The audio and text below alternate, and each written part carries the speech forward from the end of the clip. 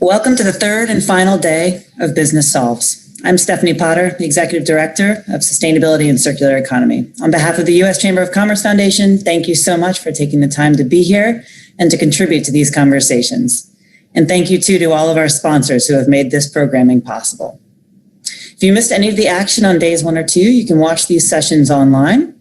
You can also keep up to date with conference news on LinkedIn and on Twitter using the hashtag BusinessSolves. This activity is also feeding on our engagement wall on the platform, so please check it out under the social tab. We've covered so much in the past 2 days, and we have a full day ahead. We've been discussing the many ways that businesses lead in crisis to support community response and recovery. Today is about the road ahead, how businesses will continue to collaborate and lead to rebuild resilient communities, to withstand disasters, to accelerate sustainability impact, and to lay the foundation for access and inclusion in every aspect of society. We'll also announce the winners of our final Citizens Awards categories, including the Best Sustainability Program and Best Corporate Stewards. So there's a lot to be excited about. And we're so glad you're here. So much of our programming is influenced by the discussions that go on in these rooms. So please do engage throughout the day using the networking capabilities in the portal, the live chat, the photo booth, all of which is embedded right here. And without further ado, let's get started.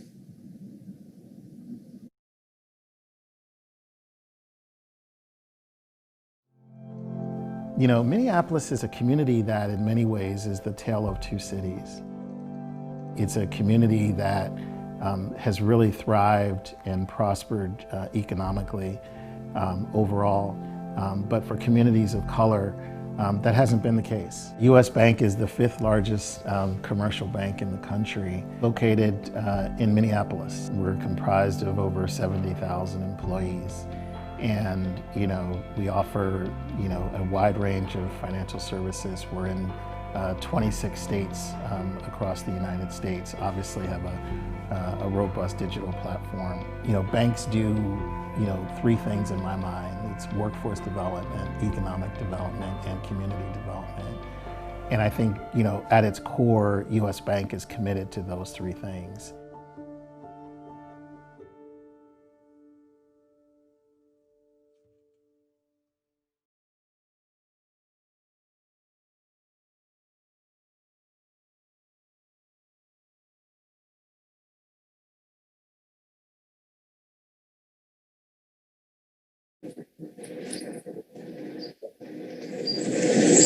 Hello, everyone. My name is Reva Dominski, and I lead corporate social responsibility and the foundation at U.S. Bank. And it is such an honor to be here with all of you today. I want to start with a little housekeeping for our session, which is a reminder that if you have a question for our panelists, and they are so fabulous that I guarantee that you will, please input it into the meeting chat, and we'll make sure to try to answer as many questions as you have. With that housekeeping out of the way, I just want to start by acknowledging that 2020 has really been a whirlwind, I think, for all of us. At U.S. Bank, we changed everything about our giving. We pivoted our $30 million foundation endowment to support nonprofits who were in crisis as a result of COVID-19. We had about 70% programmatic funding. We transitioned that to 100% general operating. We doubled our matching gifts. We created a site for our employees to engage in virtual volunteerism. We changed everything, and we thought that was a lot. And then in our hometown market, George Floyd was killed. And after his death, we made a series of announcements, which included rebuilding in the impacted corridors where our branches were damaged or destroyed.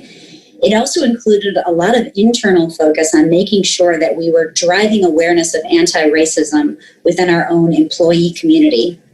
We also announced a $116 million incremental fund to support access to capital for Black entrepreneurs and small businesses, and a $15 million fund from the U.S. Bank Foundation focused on rebuilding and transforming communities.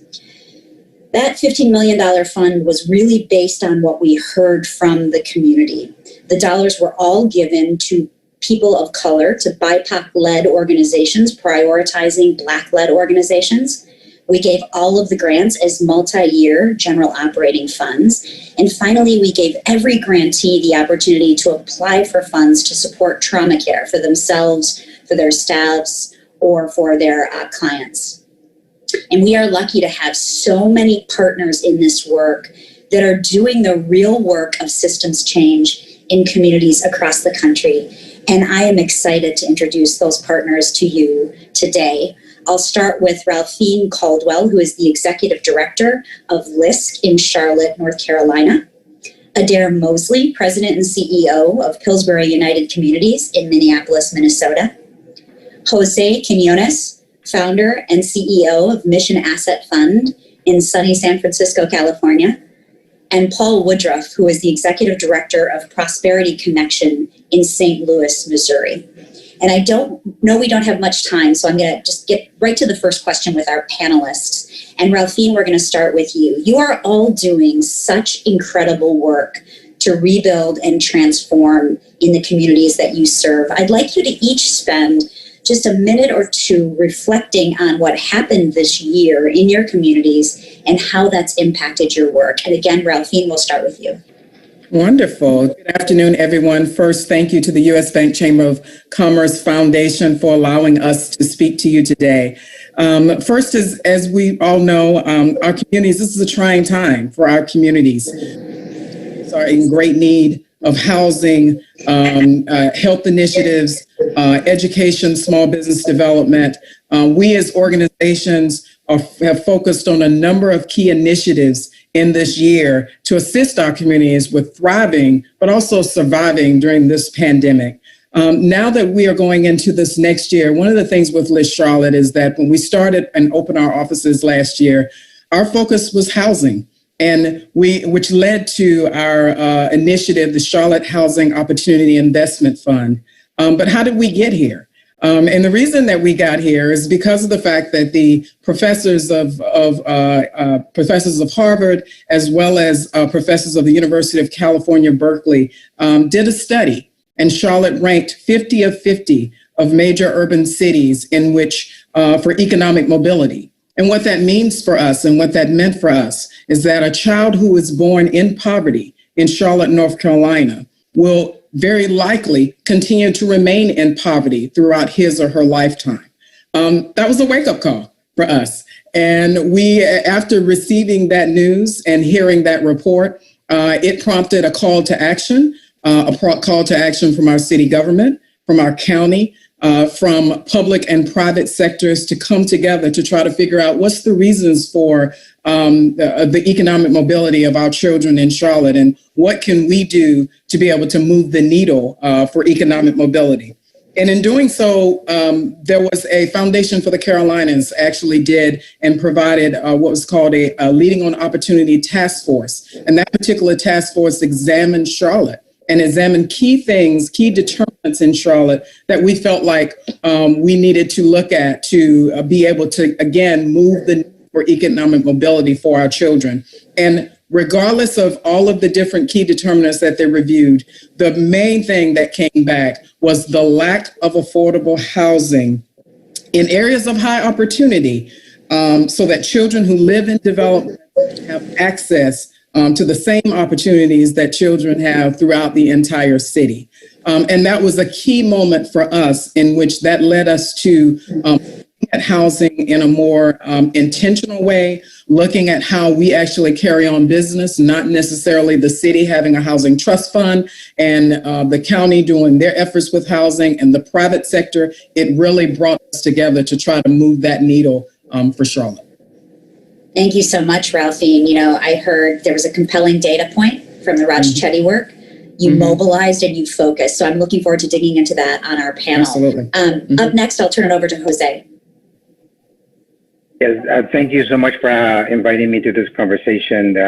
There's no way around it. 2020 has, turned the world upside down, and particularly people of color, immigrants have been hit hard, especially hard, through the economic recession, and we still see and feel the effects on the people that we serve, at the Mission Asset Fund.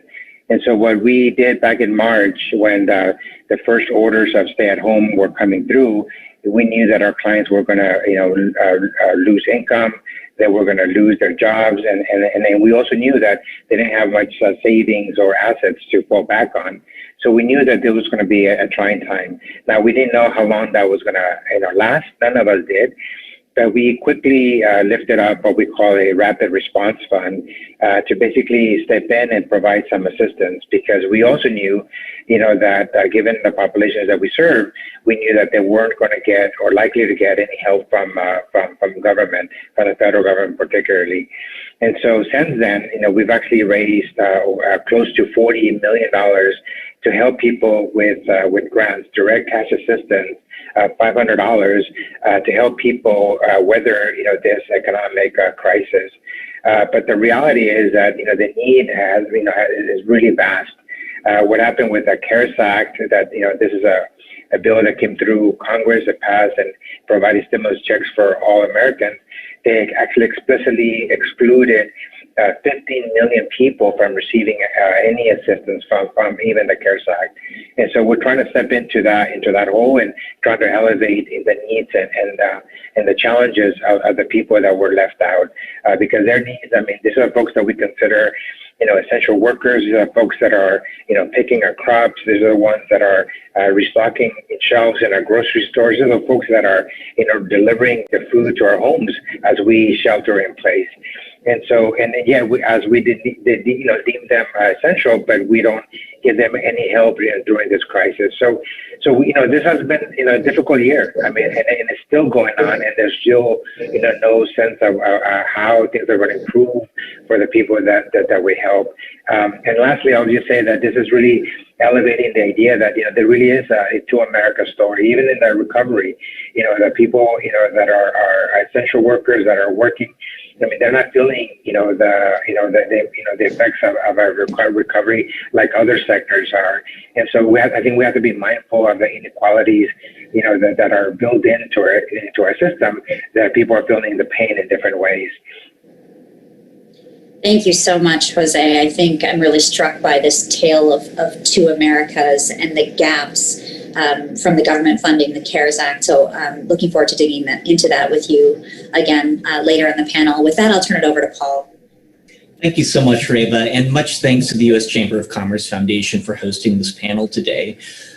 So Prosperity Connection, we're an organization that is relatively small, but has a large impact. We focus on financial health for consumers through coaching and connections to financial services. And I think, as everybody can imagine, as we've all experienced, is that there's a lot of pressure all over the place. And so I think that there's two primary observations that we have realized to the impact of our service and organizations like ours. The first is that the digital divide is more real than it has ever been, especially for low-income Americans and elderly Americans.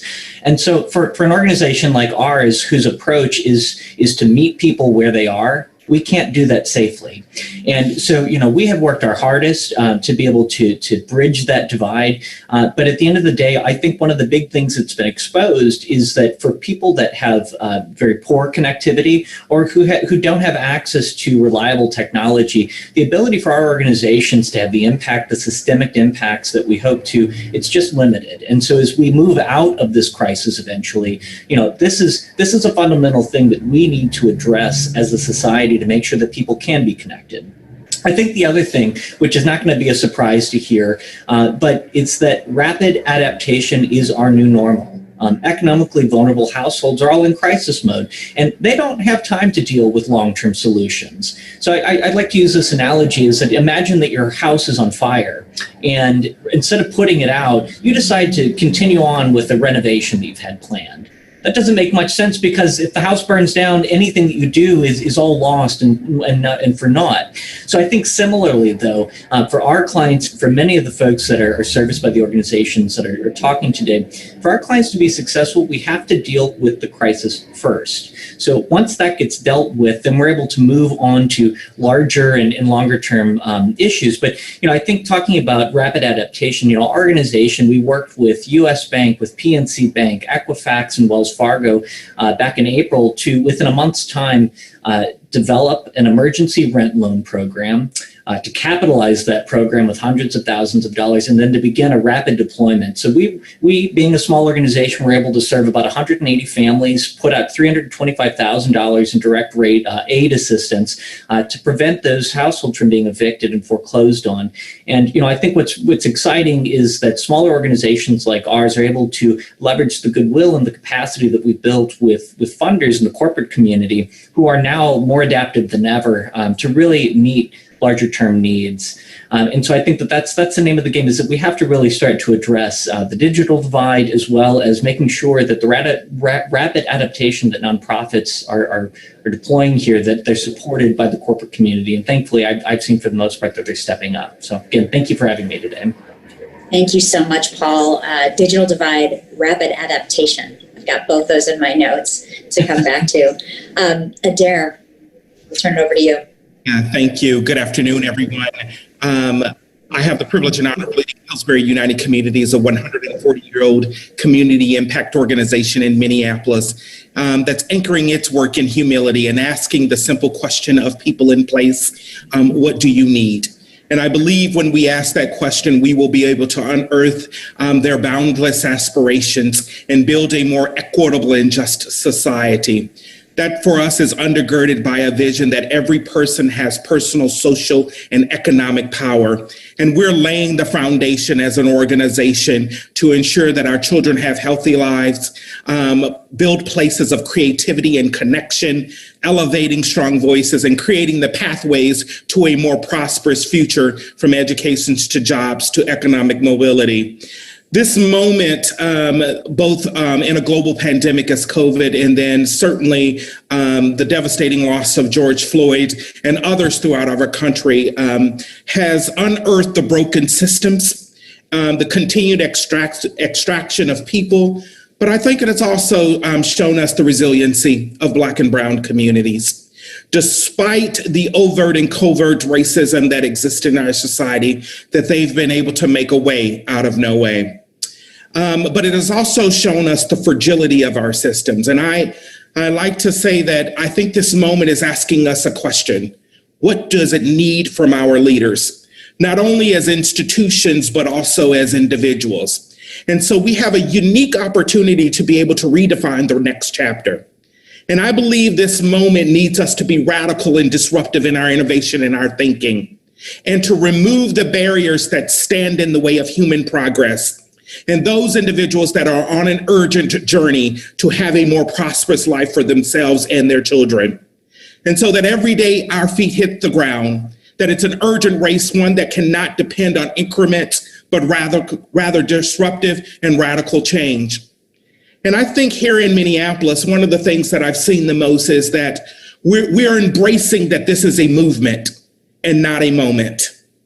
And that the movement will require consistent, intentional messaging. It requires galvanization, concentration, solidarity, and proximity to the work. and it requires us to surrender our personal agenda for the common good. And I'd like to borrow the theme of this event, Business Solves, that one of the ways forward in this work is that it is going to have to be cross-sector partnerships. It is going to have to be all public, private, and nonprofit entities coming together to solve the complicated societal inequities that are systemic and pervasive in our society. That this moment will require bold and fearless leadership and individuals and institutions that want to be on the front line of creating a more equitable and just society. Thank you. Wow. Thank you, Adair. I have to say, we are so blessed to have you in our Twin Cities community. And for all of you out there, Adair is leading this charge of a movement and not a moment, and thinking about disruption. And I would echo everything you said. And we are just grateful to have you in our community. With that, I'm going to ask a follow-up question to each of our panelists based on what you've shared. And Ralphine, I'm going to start with you. Sure. You talked about cross-sector partnership in the work, and we all know how necessary that is, but we also know how challenging cross-sector partnership can be. So how did you mobilize this entire community, and how did you bring them together on the issue of affordable housing? Okay, well, first to say, just like many cities, housing prices and rent continues to rise in Charlotte, just as in other cities, but wages continue to remain stagnant. And one of the things that with the report that came from the report is the fact that the city designated about 34,000 units that we are short for for families who are 60% or less AMI. In looking at the report and looking at the reason for the report, and the reason that the community came together, one reason was the police officer shooting that was here in Charlotte. And then, of course, the report that ranked Charlotte 50 of 50. We knew we had to come together, and we knew that it was going to take bold and intentional partnerships to be able to tackle the housing issue that we have here in Charlotte right now. And in doing so, we were able to come together to create the Charlotte Housing Opportunity Investment Fund. It is a fund that was raised by Foundation for the Carolinas.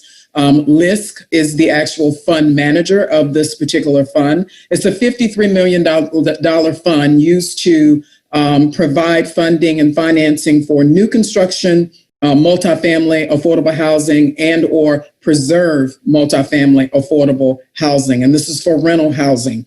The fund itself can be used by developers for equity or debt in their particular development.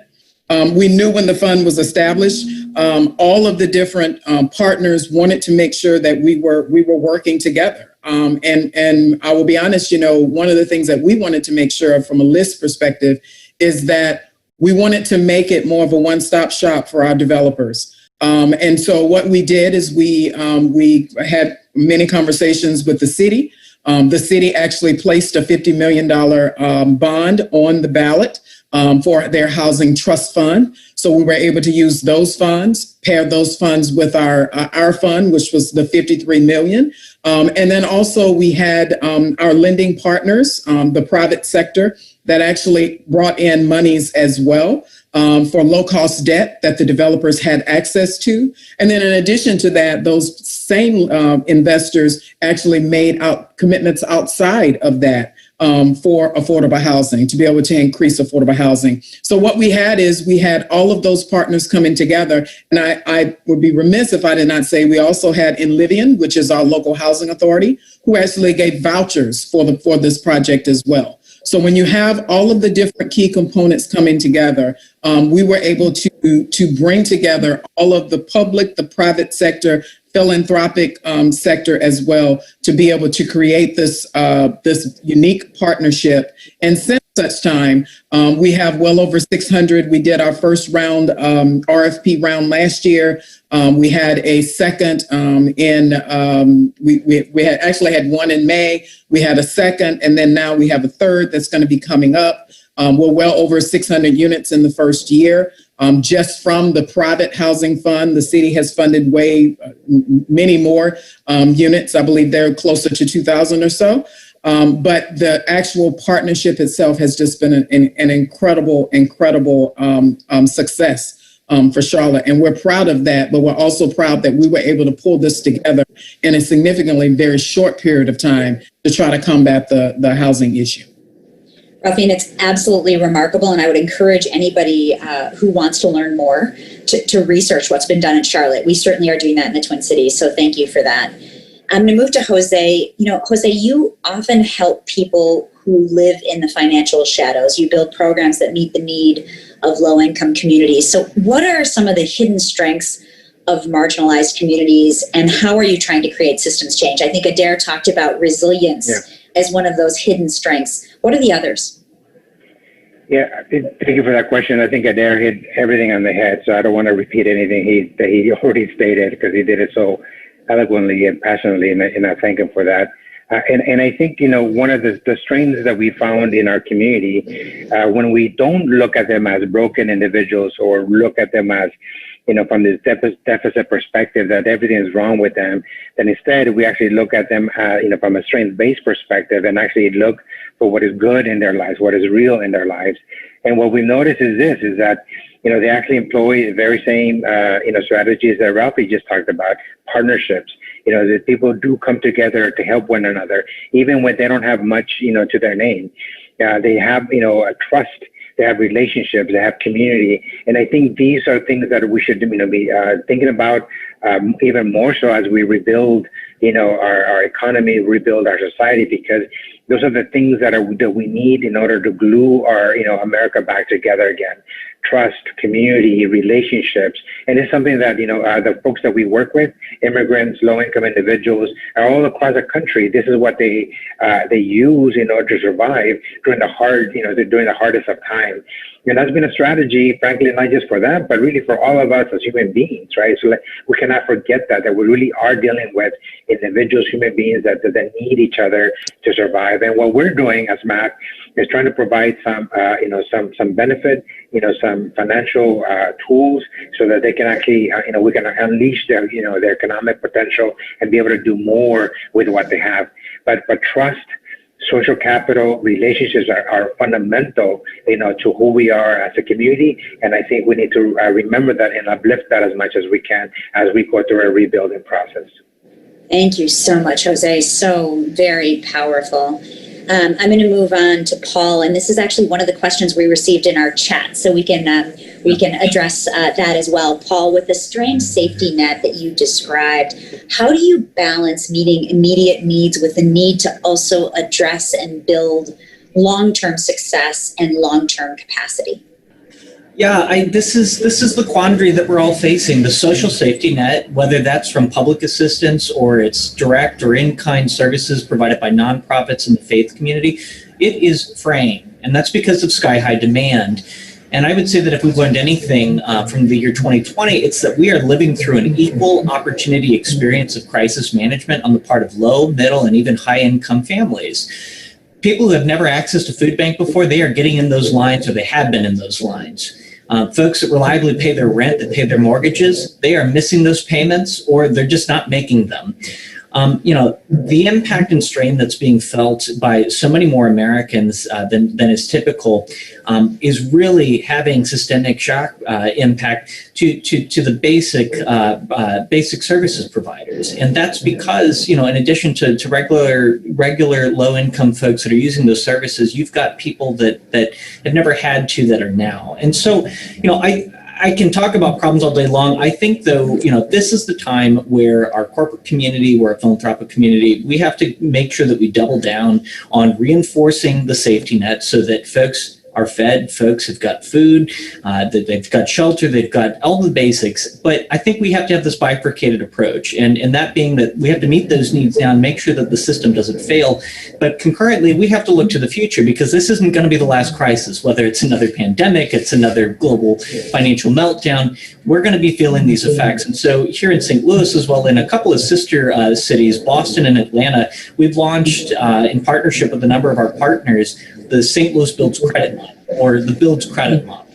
And really, this is forward-looking. If young people, low-income, middle-income people start off or throughout their lives maintain a strong credit profile, they're going to be better equipped to face hard economic times. They're going to have the financial skills and resources to be able to draw upon. They're going to have connections with financial institutions and other intermediaries that can help them weather those storms.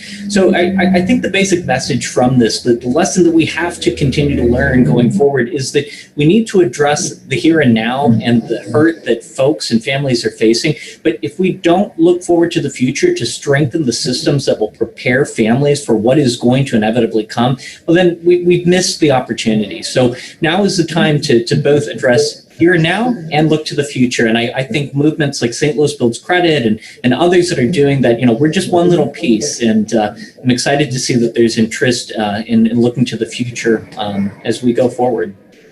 Thank you so much, Paul. Thank you. Adair, you recently created a community development corporation to focus on small business and economic development. How is that helping shape the future of Minneapolis and the Twin Cities? Yeah, thank you.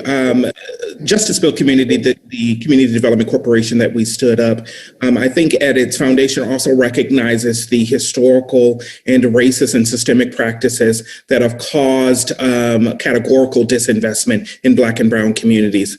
And that's through racist policies like redlining, racial covenants that really centered and concentrated individuals and having downstream effects in our society today around educational outcomes, workforce development, and other things.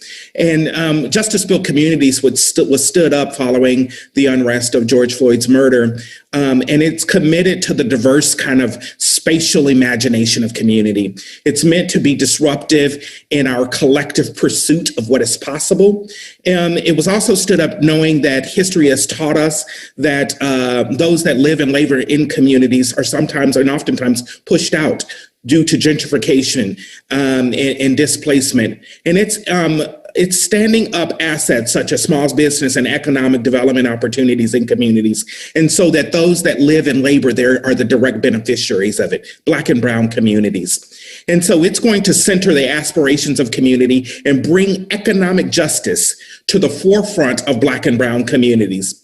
We'll use a human-centered and community-centered design process to co-create enduring change in disinvested communities throughout our region, frankly, by driving small business development and place-based economic development. And so it is our goal that over the next 5 to 10 years that we will be able to stand up the assets, start to shift and change the context by which people live their lives, and putting opportunity and aspirations in reach of all those that live and labor in communities. And I am proud to say that US Bank was an early investor in Justice Build Communities. And I think listening to Adair, you can understand why. We have a couple of questions in the chat. I'm going to lead with the first one. And if this is the only one we have time for, I think that's okay, because I find for so many of us who work in this space, this work can be exciting. It can be a passion for us, but it can be exhausting as well. So the first question we got asked is a good one. How and where do you find the courage to lead?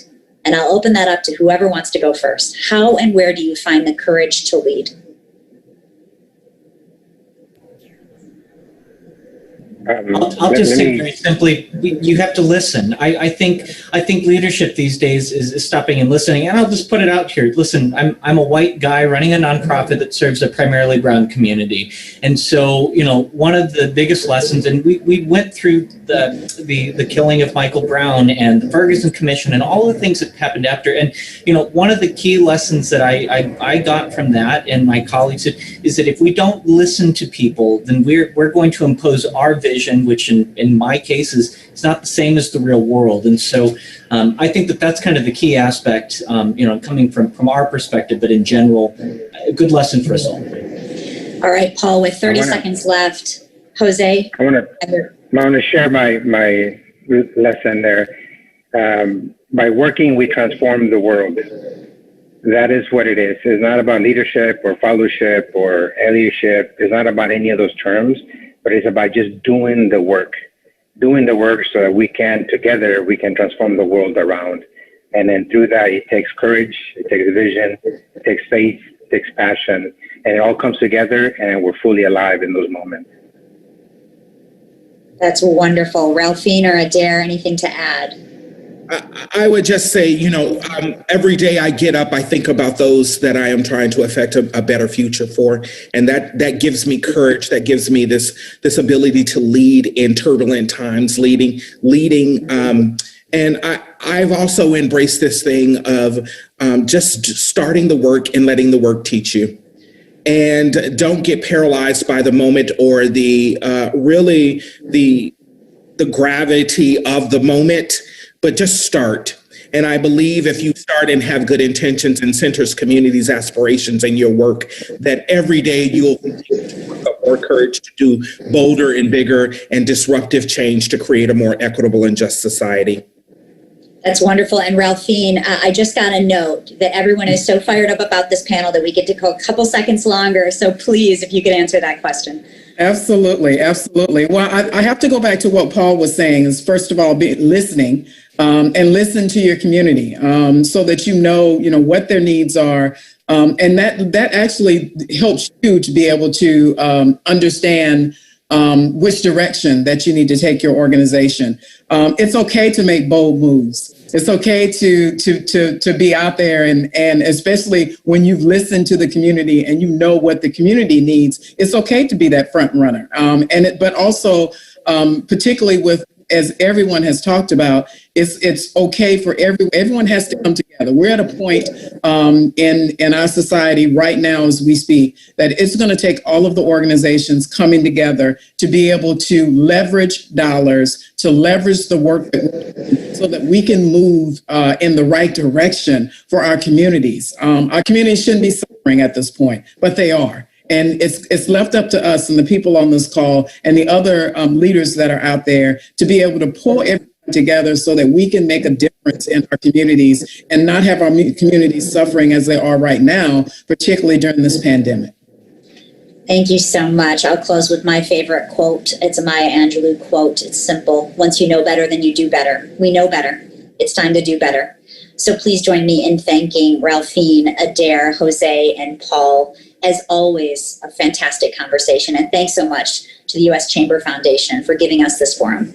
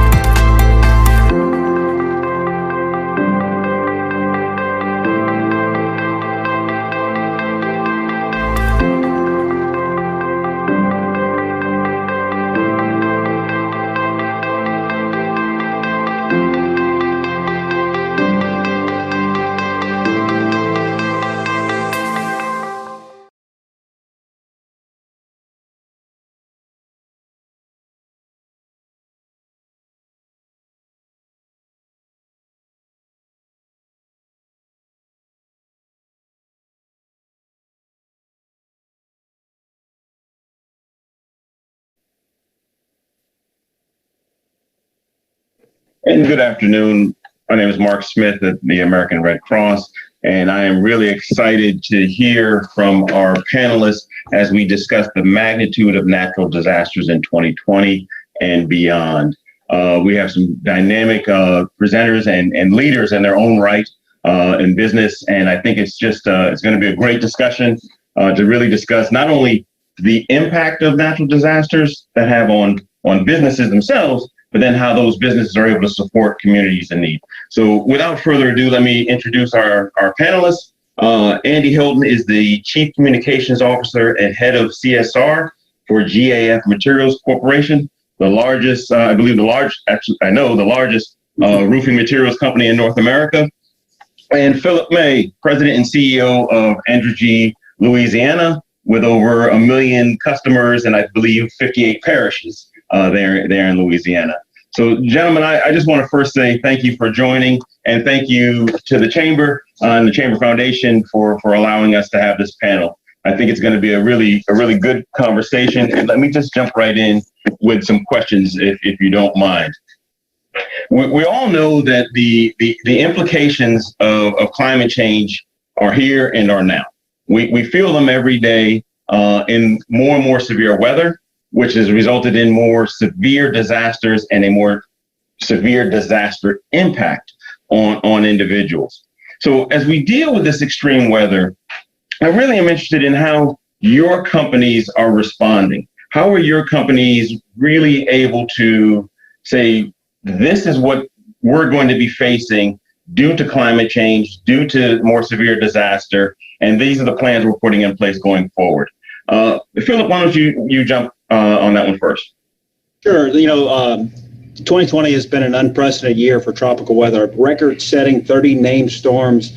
In Louisiana, we were in a cone of uncertainty. If you've ever been around hurricanes, you know what that is. But record 8 times, we saw 3 different hurricanes have devastating impact on our grid.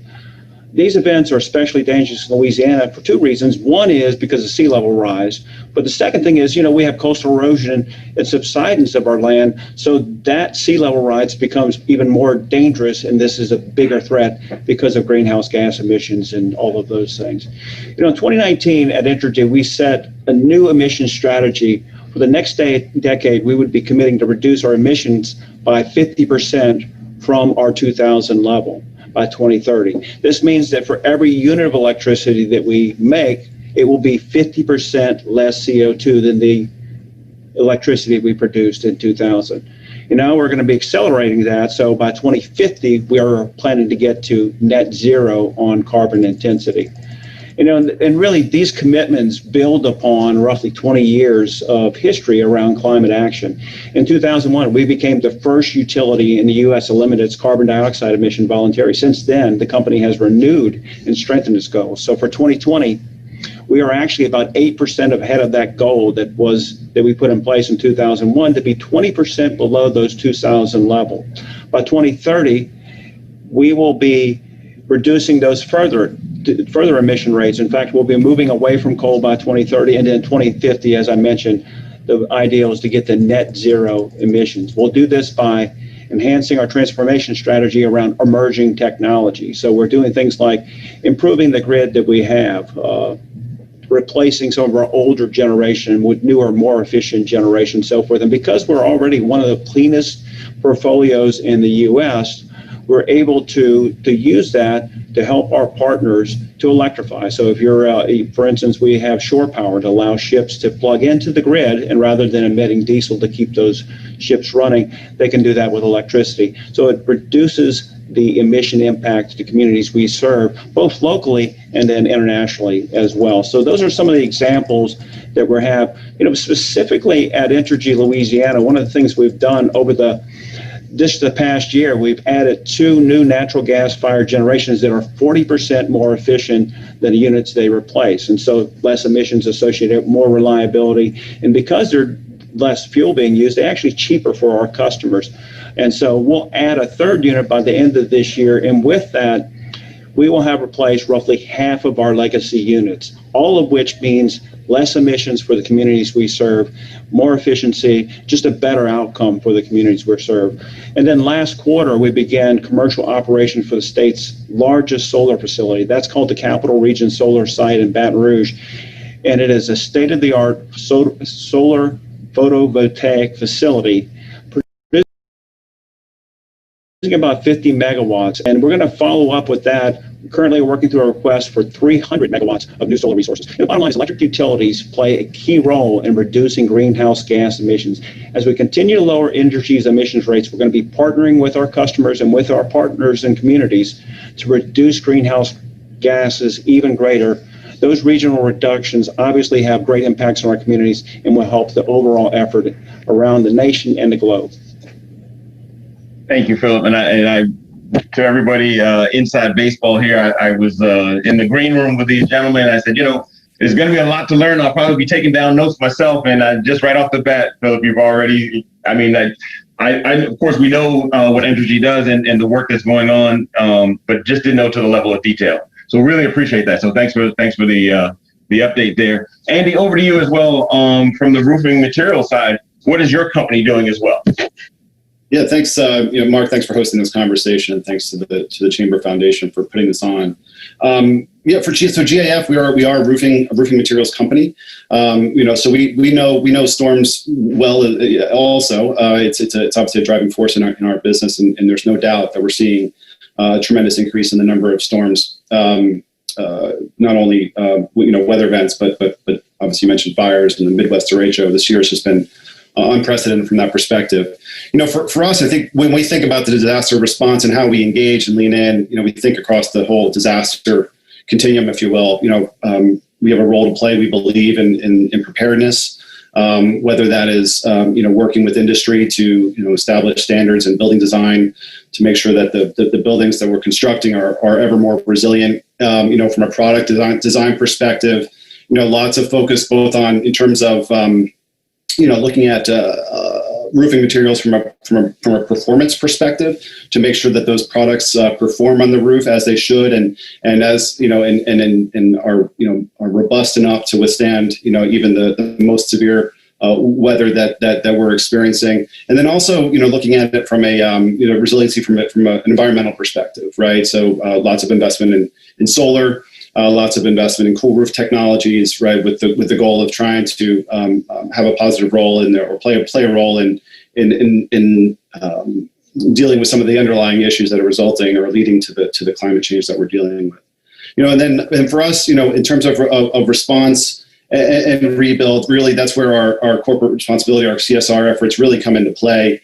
We think it's important to be active and be participating again at all stages of disaster response. And so our response has been, or our efforts have been really around identifying and aligning up with the right partners who can help us be agile and respond to the dynamic storm situations that we're facing, to make sure that we're there, we can be there when our communities need us most.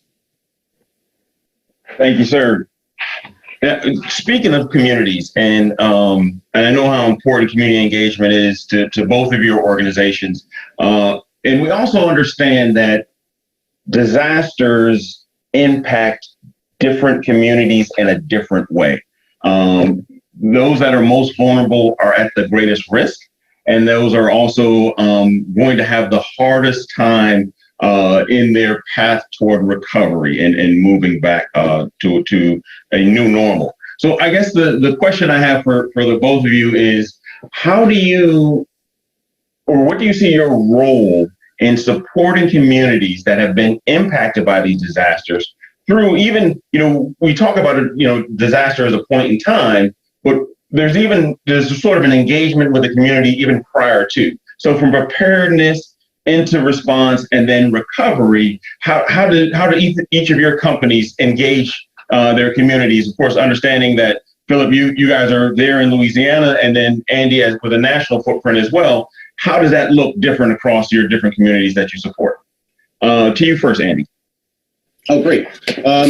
It's a really good question. So, to your point around preparedness and response, I think the approach that we've taken is, a lot of times, organizations get caught in trying to respond to a disaster, and they don't think enough about how they're planning and preparing for the disaster. And so for us, it's about thinking about the needs of our communities before the event happens.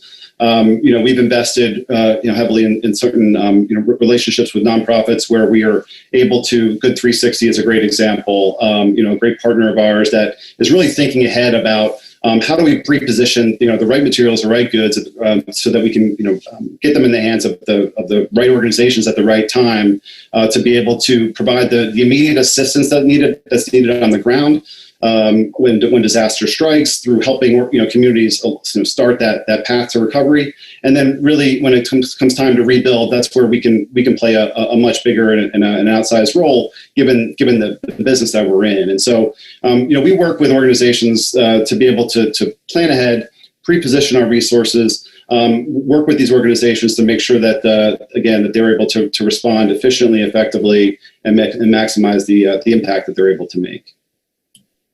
Thank you, Andy. And to you, Philip?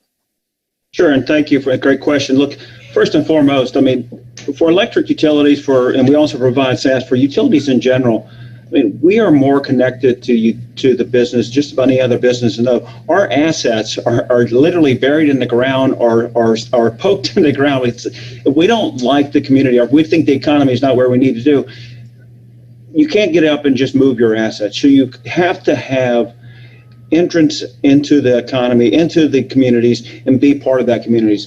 And, in fact, we have those relationships long before these storms happen. But when we do have a storm, Entergy really is one of those quintessential first responders.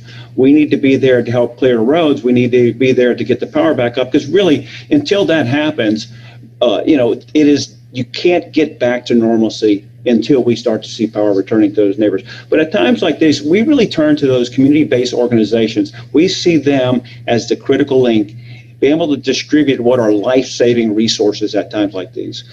Those private sector resources, on the other hand, they tend to be more agile. They can move quickly to send financial supply resources to start the distribution immediately. As a result, we look at our long-term relationships and partnerships with these businesses. We lever those relationships at this time to make sure we can speed relief to those communities in need. Our restoration process focuses on getting critical infrastructure back online first. So those are things like hospitals and those types of things. But, a good example of this, because of Hurricane Laura, we knew that timeline was going to be rather extended. We got out and got a bunch of generators to make available to where our community might need it. A good example of that is the town of Sulphur was having problems with our backup generation on our water system. We immediately made a generator available to them so that system could continue to perform and avoided having perhaps a collapse of that system. Now, that's normally where you'd see the federal or state government come in, but because time was the essence, we were able to get in there and make that happen. The other thing I'd note that as we were looking at what we need to do, obviously those community partners that we've had relationships with years are critical to that process. But one of the things we've done is we established a relief fund to a group of nonprofits and so forth. So in Southwest Louisiana, we had a donor advised fund. And what that did for us is it allowed us to make those funds immediately available and then step back and see exactly how we could use those funds to ensure that we were doing the right things in those critical need areas and so forth. So a good example of that. So in this case, about $550,000 made available to Southwest Louisiana. One of those great partners, American Red Cross, and we use American Red Cross because they are able to make resources available immediately to the disaster-affected areas. Within 48 hours of Hurricane Laura, there were tons of foods, water, and supplies being distributed as a result of funds being made available by Entergy and a partnership we have with American Red Cross. So it's really a success story for there. And then finally, following disasters, we place customer information centers so our customers can interact directly with us. So oftentimes phone systems are down, they may not have access to communications. So being able to do that face-to-face during this time with masks and socially distance is an important part, and continue to have that outreach to the community. Great response and appreciate it.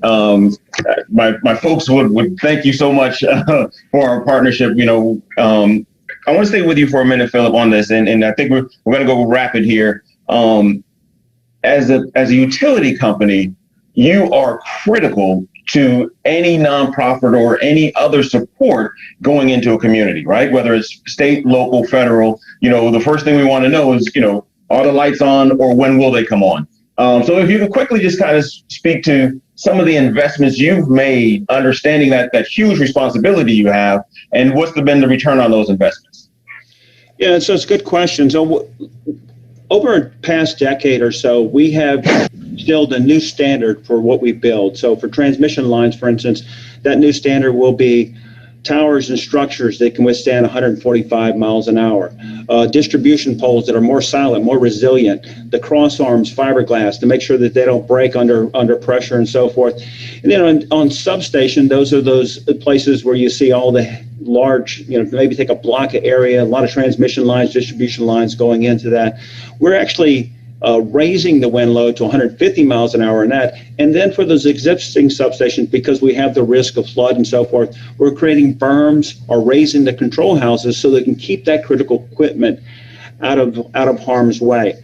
And so we are currently in the process of replacing a lot of our transmission infrastructure that is in the 120 to 130 mile an hour range with these 145 mile an hour standard poles. Now, a good example of how that worked is in 2018, we completed creating a loop around the Lake Charles area with a transmission line with state-of-the-art tower, those 145 mile an hour tested towers. When Hurricane Laura came through, it created devastating effects on a big chunk of our system, transmission, distribution, the entire thing. But for that transmission line and for all of those lines that have been put in place since we put that standard in place more than a decade ago, it was not harmed by Hurricane Laura, despite the 140 mile an hour winds. In fact, that grid became the thing that allowed us to get power back to Lake Charles more quickly. And we also used a new power plant that was just completed there this year. So the combination of those newer assets to a higher standard allowed us to return power to the Lake Charles area more quickly. And that's critically important because you really can't get the community back on its feet again until the power starts flowing. Thank you, sir. And Andy, similar to that, let's talk about Build Back Better, right? Philip was talking about standards, and I've been in this field for 30 years, and there used to be this conversation of we just want to get folks to the day before it happened, right?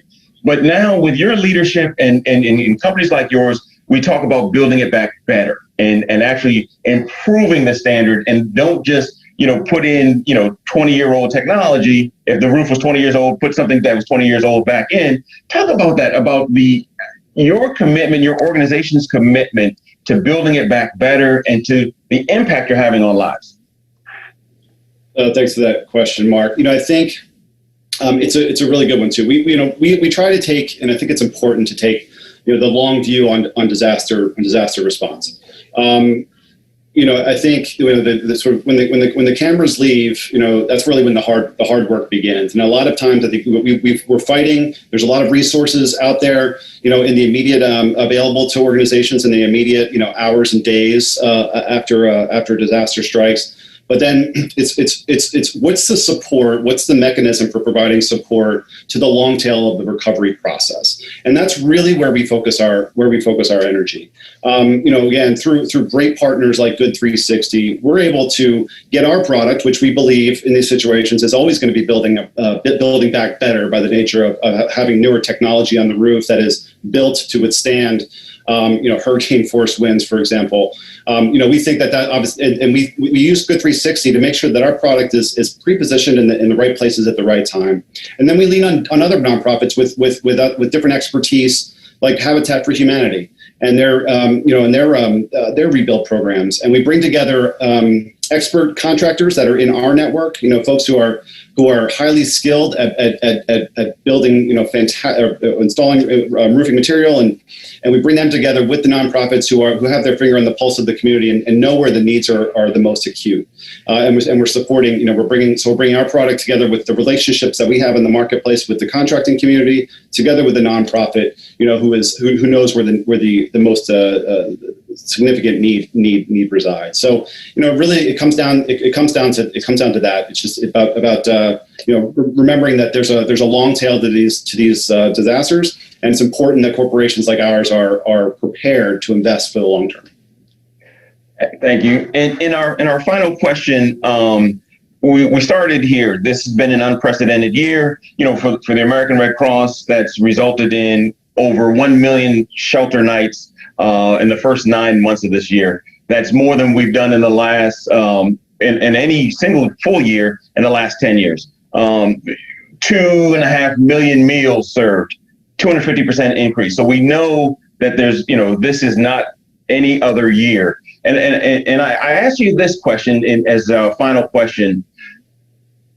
Resources, the need is clearly outstripped resources, right? It's not Entergy or GAF. It's no longer can be about, writing a check to, the American Red Cross or any other organization to get the work done. But we all need to come together on this, right? So talk to me about how you're engaging your staff and employees and members of the community to respond in their local communities, either for a large disaster or a small disaster. Talk a little bit about the engagement aspect. To you first, Andy. Great.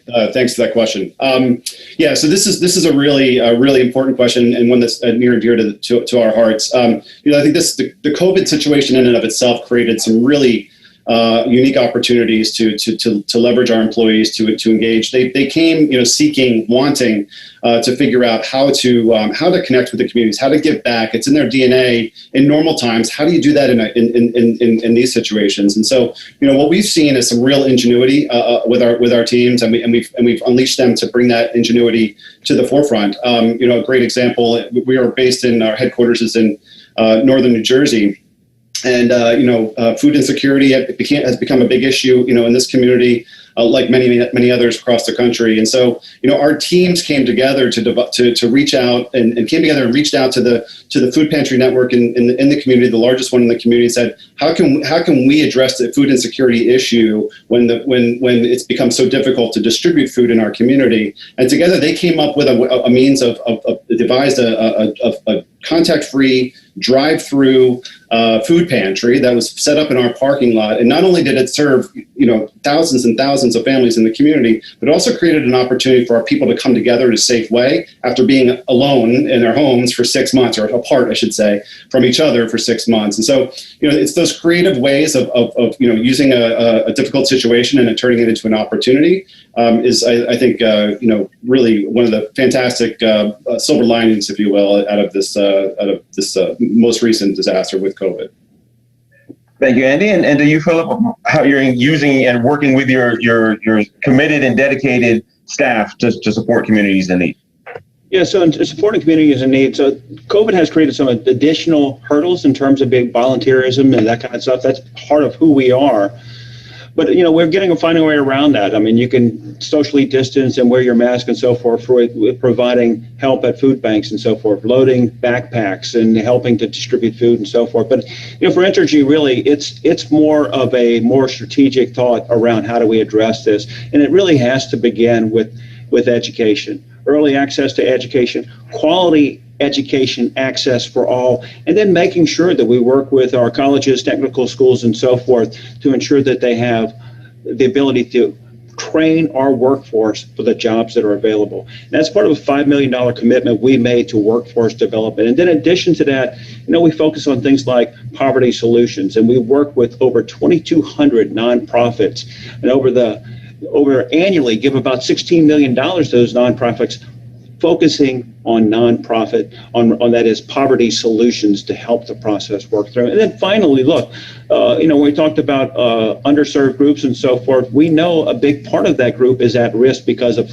the storms we're seeing and those types of things. So environmental programs have to be part of that as well. We have to improve the world we live in. And so I think those are the three focus areas we stress the most. Thank you, Philip, and thank you, Andy. Gentlemen, I greatly appreciate the thought that you put into the answers, as well as your ongoing commitment. The two of you are leaders, not only in your own industry, but across the industry. So I really appreciate some of the pieces that you spoke about in terms of how we're engaging communities, how it's a long tail, Andy, in terms of the response, and it's not just getting in for a minute, but being engaged for a long time. And of course, Philip, with we know of the responsibility of a utility company and how critical utility companies are as well, in terms of not just getting the lights turned back on, but getting people back to their new normal. So, gentlemen, appreciate your time, appreciate your energy and your information provided. Thank you. Thank you. Thank you.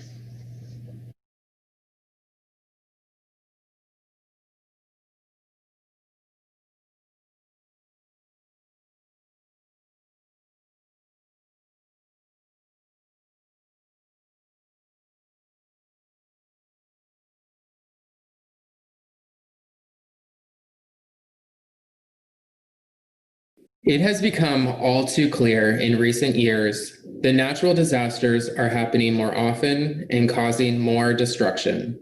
Layer a global pandemic on top of a historic Atlantic hurricane season, and communities globally are struggling to withstand the impacts. But when disaster strikes, businesses are among the first to lend a helping hand, which was even more evident this year. I'm Brooks Nelson, and I lead the Community Resilience and Disaster Response portfolio at the U.S. Chamber of Commerce Foundation. Here at the Foundation, my mission is to work with the private sector throughout the life cycle of disaster. This includes engaging corporations in social impact initiatives that support vulnerable communities, as well as communities that have been impacted by a disaster. The 3 finalist nominees this year stand out for their commitment to build strong, vibrant, and resilient communities, and starting with those that are the most vulnerable. They use their scale and resources to deliver much needed aid and hope, and they mobilize their expertise to help with long-term recovery efforts. Day in and day out, these companies work to integrate resilience. So the next time a disaster strikes, communities have what they need to quickly get back on their feet. The companies vying for this year's Disaster Response and Community Resilience Program Award are Anheuser-Busch, GAF, and Goldman Sachs. Before we reveal the 2020 winner, let's learn more about their impact.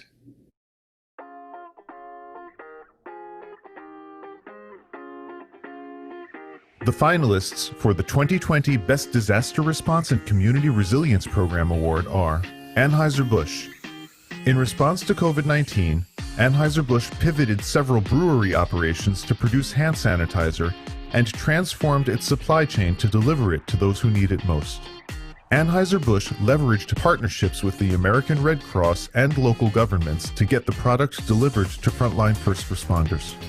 Since April, Anheuser-Busch has provided 500,000 8-ounce bottles of sanitizer to emergency management agencies, food banks, and healthcare systems in 20 states and in Washington, D.C. GAF. GAF is committed to supporting disaster preparedness and community resiliency across the country through its Community Matters social impact initiative. In 2017, GAF partnered with nonprofit Good 360 to strengthen communities impacted by natural disasters. To date, GAF has donated $3.3 million in roofing products to vulnerable families in need, including those impacted by Hurricanes Harvey, Florence, and Michael. The company also provides shipping, warehousing, and employee volunteerism to help communities rebuild following natural disasters. Goldman Sachs. In response to COVID-19, Goldman Sachs has committed to deploying $775 million in lending capital and grants through its small business stimulus package. Goldman Sachs was able to reach over 15,000 small businesses employing more than 87,000 people, with 33% located in low-income communities. The Goldman Sachs Foundation also enhanced its long-standing 10,000 Women and 10,000 Small Businesses programs, created an emergency coaching program for small business owners, and an online hub with tips and advice. And the winner is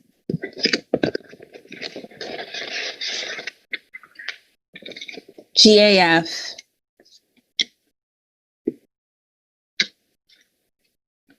Congratulations to GAF for winning the 2020 Best Disaster Response and Community Resilience Program Award. Wow. Thank you very much to the Chamber Foundation. You know, on behalf of GAF's 3,800 employees, we could not be more proud to accept this award.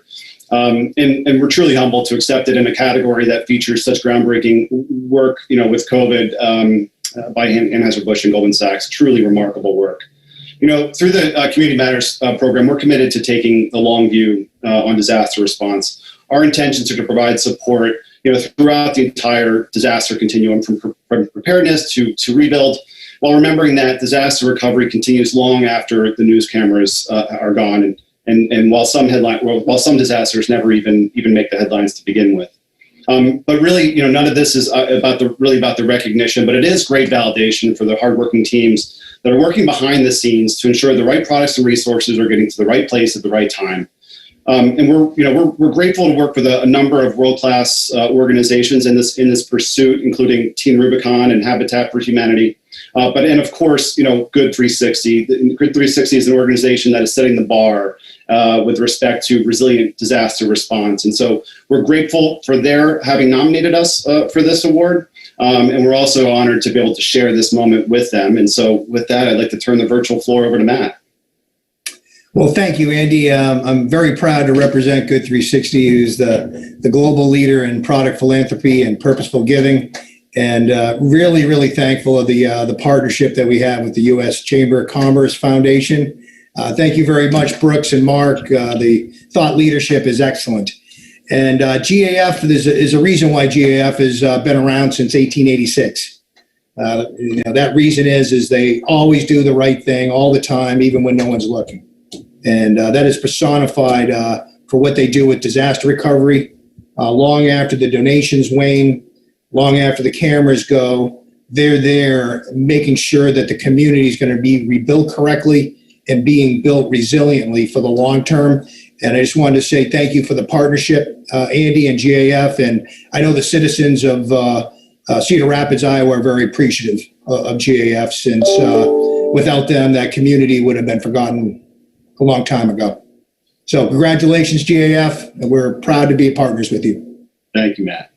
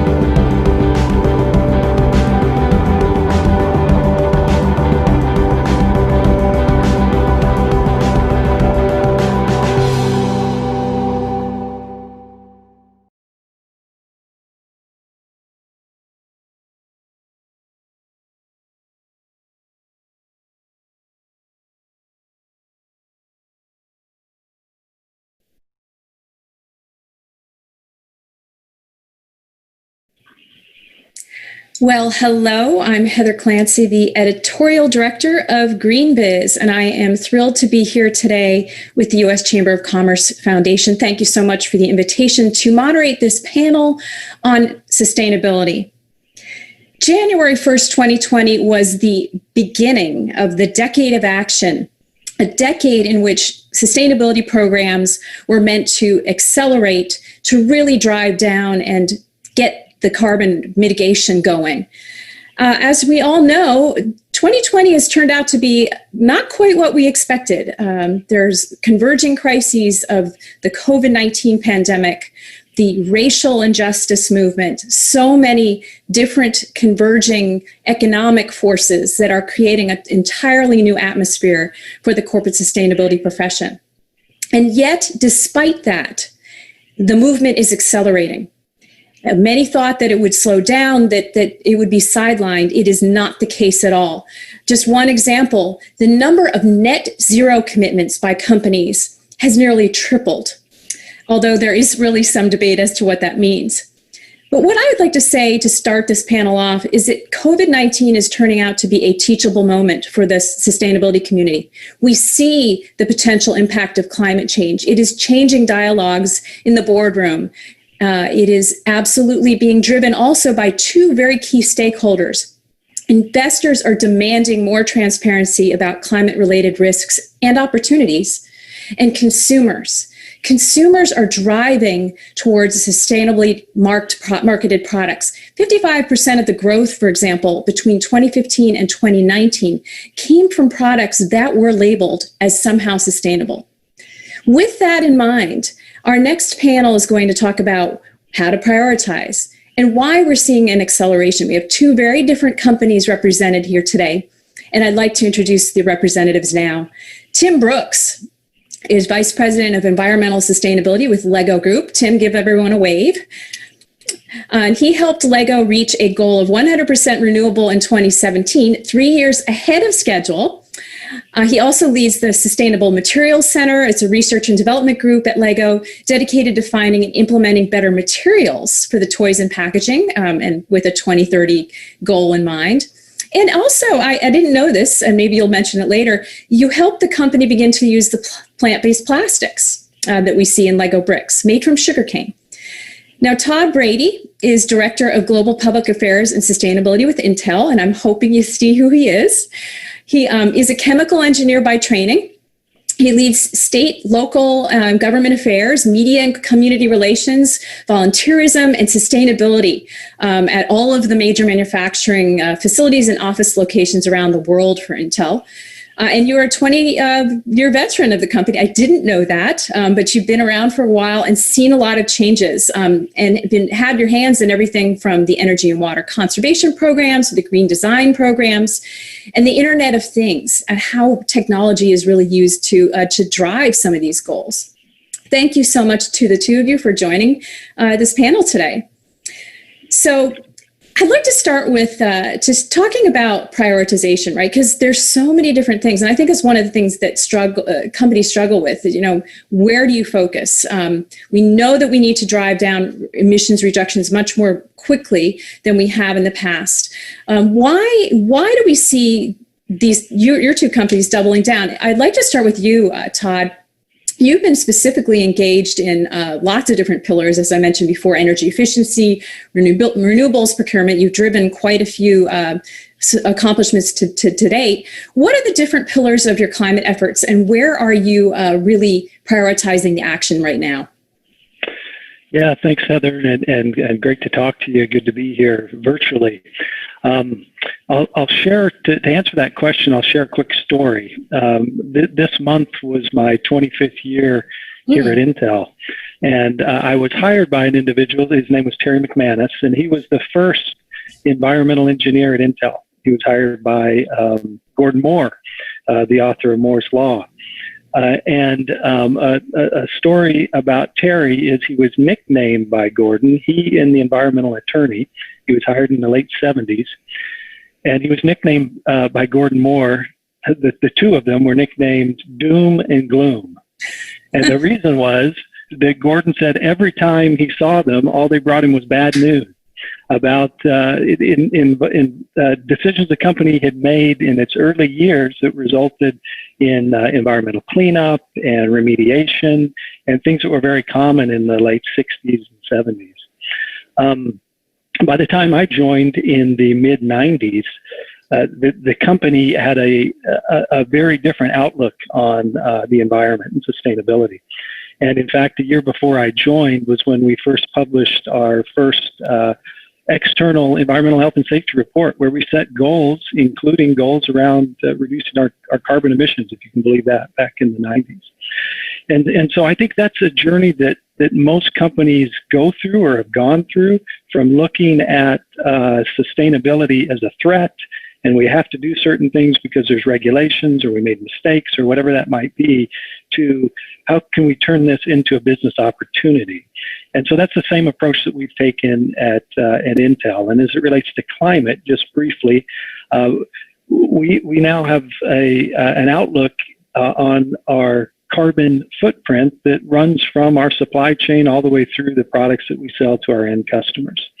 And this year, during the pandemic, we've launched a new set of goals through the year 2030 that address each of those areas. And push us ahead. Everything from 100% renewable energy in our operations, to partnering with our supply chain on a number of different initiatives, to working with our customers and the broader ecosystem around a goal to ultimately have carbon neutral computing. So implementing not only the reductions that we need from our own carbon footprint, but how can we use our products as an IT industry to help the rest of the world reduce their carbon footprint. Yeah, great. Thank you for the setup there. I appreciate it. Now, I've mentioned stakeholders before, and of course, Lego's primary stakeholders, or one of them at least, is children.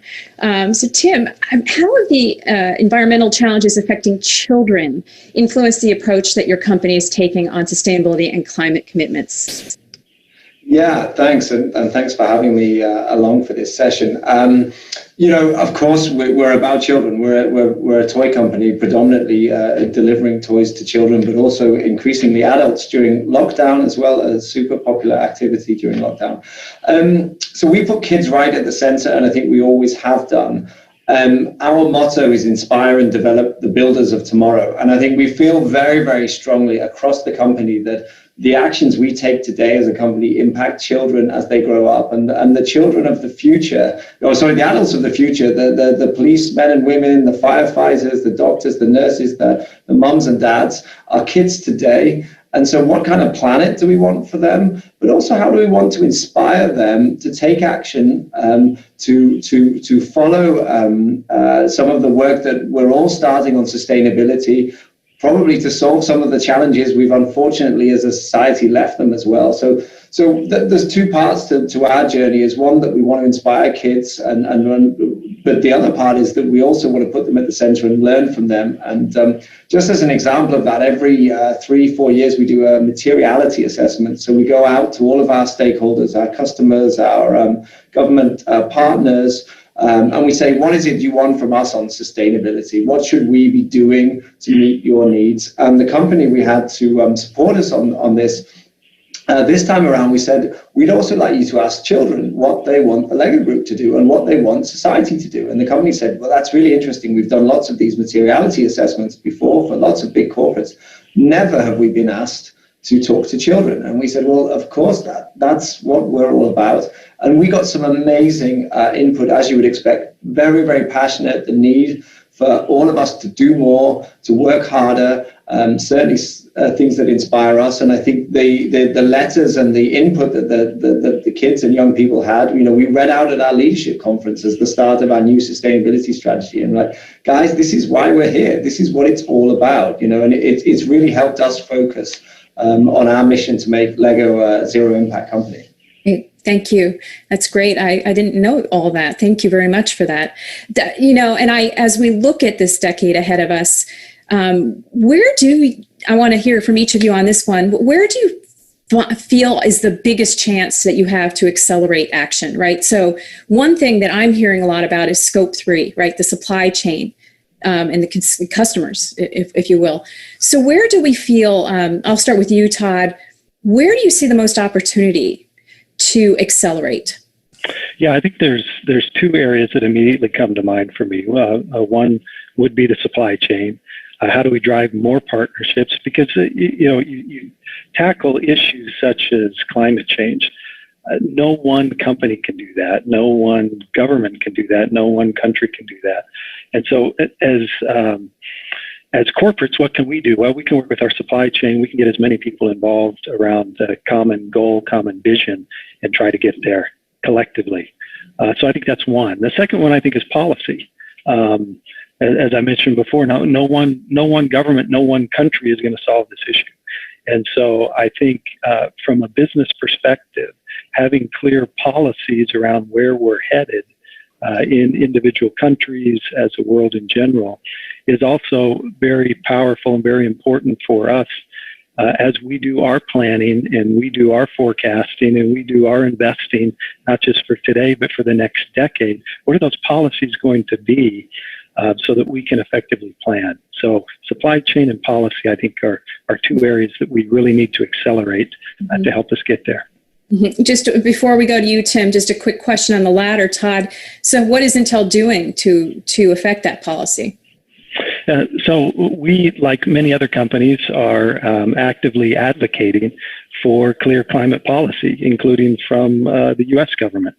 And so, and including encouraging the international agreements, such as the Paris Agreement, for all of us to be actively involved in and moving towards a common initiative.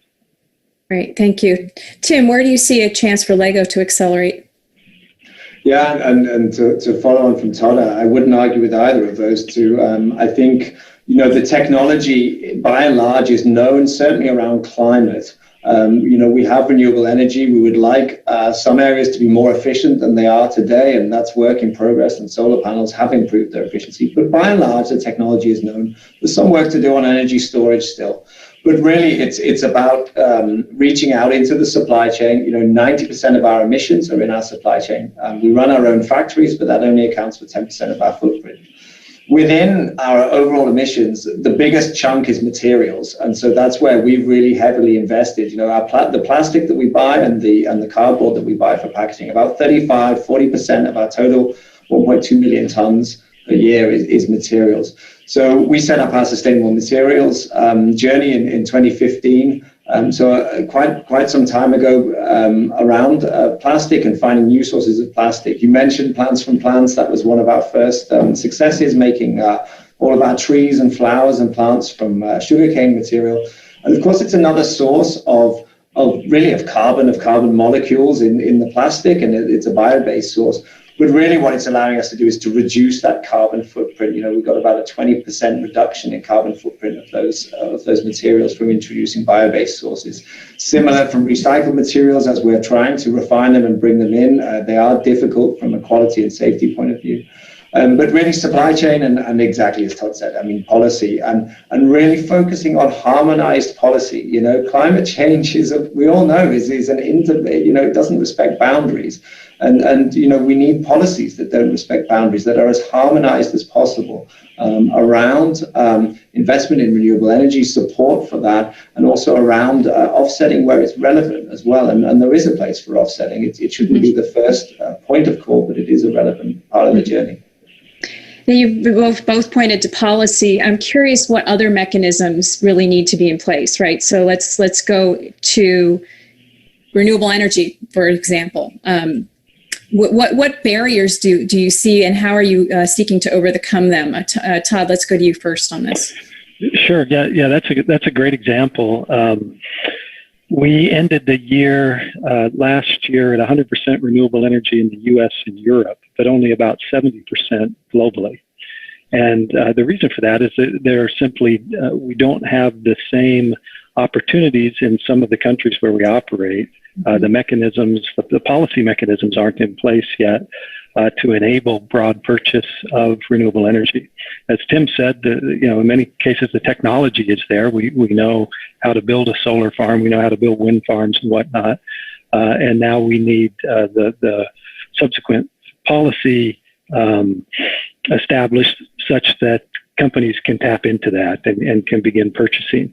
And so we are actively engaging with utilities, with governments, and in many countries that's one and the same around the world to expand that. This year, we have a goal as a company to hit 75, so to increase our renewable energy purchases up to 75% of our total energy or electricity use around the globe. We have been working we have operations in the country of Israel, and so we will achieve 100% in Israel this year through work that we've been doing there with the government and utilities, and we're also taking steps in several countries in Asia as well to do that similar work.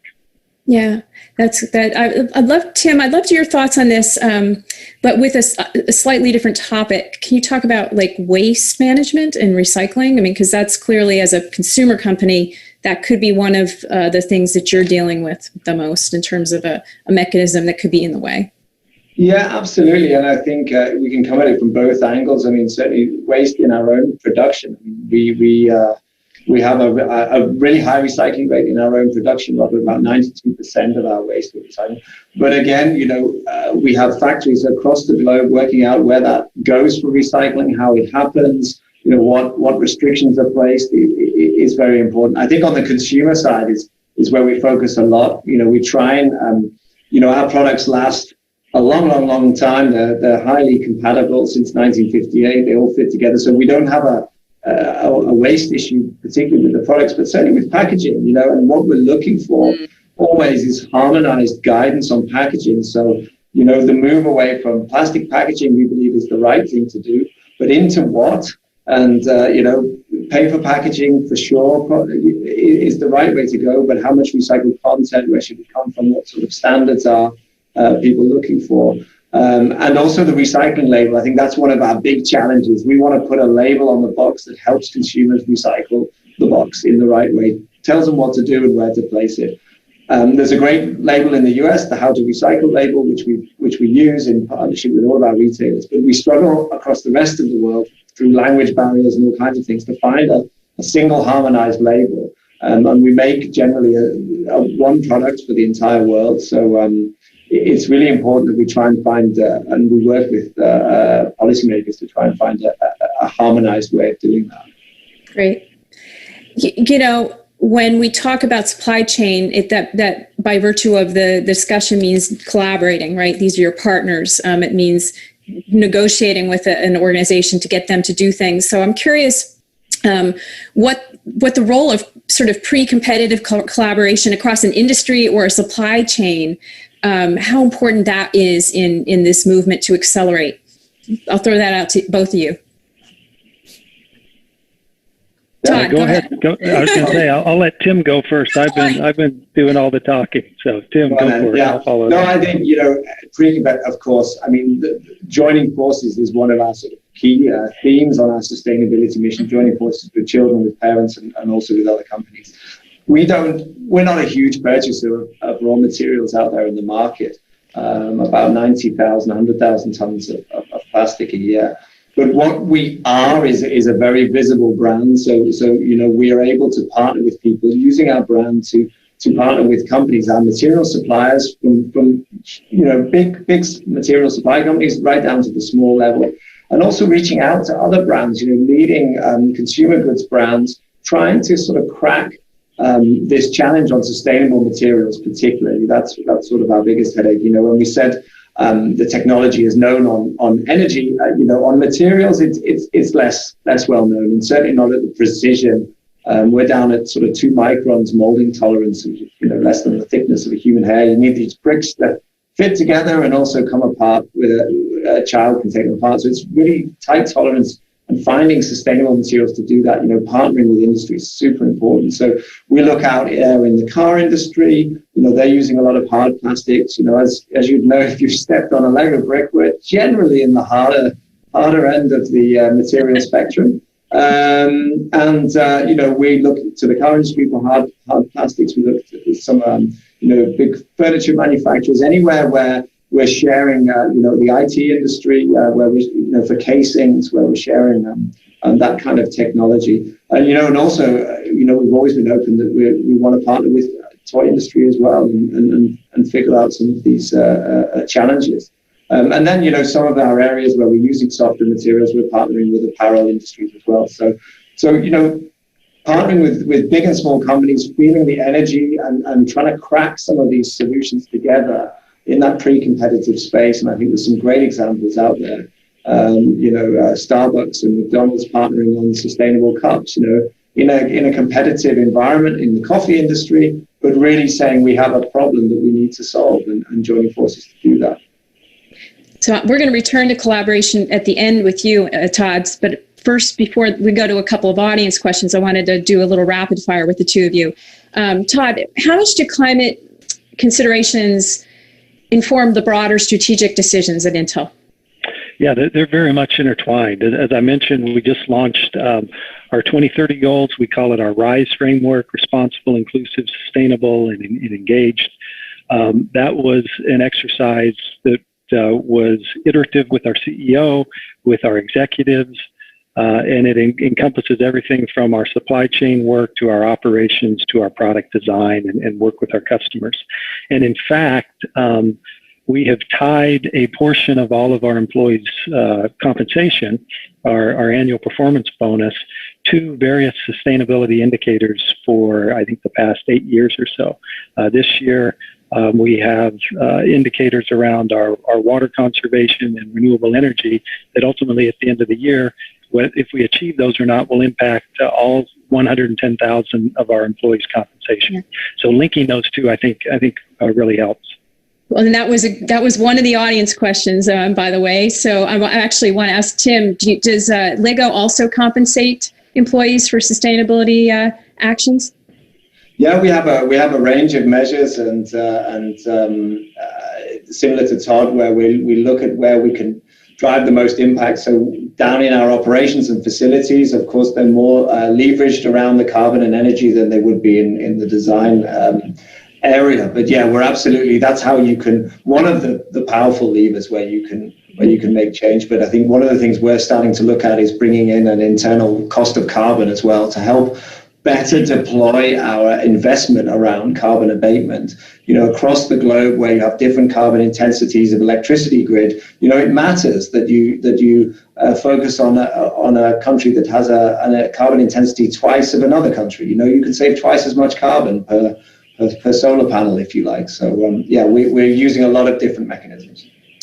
And for both of you, how important are your climate policies for improving near-term resilience, right, against climate change? So everyone sort of talks about this stuff as long time out. What about the impact it could have positively in the near term? Both of you, a couple thoughts. Todd. Yeah, well, one linkage is the whole energy water nexus and how those come together. And so as we looked at our long-term climate strategy, we said, we need to address water as well. And so we launched an initiative a few years ago to not only focus on conserving water in our own operations, but restoring water back to the communities where we operate. And we've launched a number of different initiatives. I was just on the phone last night with India, where we're located in the Bangalore area. It was a city of hundreds and hundreds of lakes that today is down to a handful of lakes because of overuse and mismanagement and whatnot. Mm-hmm. And we've been working to restore those lakes in those locations, which then restores water to the aquifers. In fact, we just completed the one project this year and have another one going. So those can have immediate impacts and yet also help address the longer term challenges we know we're going to be facing with climate change. Great. Tim?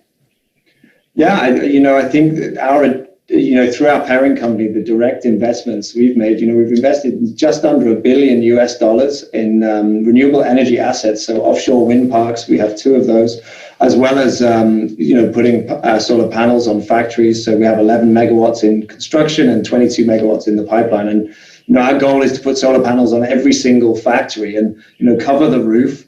There is a limit to what we can do because you can only cover, the roof is only so large. So we're also trying to find other mechanisms to stimulate renewable energy generation around our factories and around our sites, because typically covering the roof would only generate about 10 or 20% of the energy we need in that factory. So that's having a real-term effect in trying to stimulate energy infrastructure investment and really, greening the grid as well. And of course, we build it into all of our facilities as well.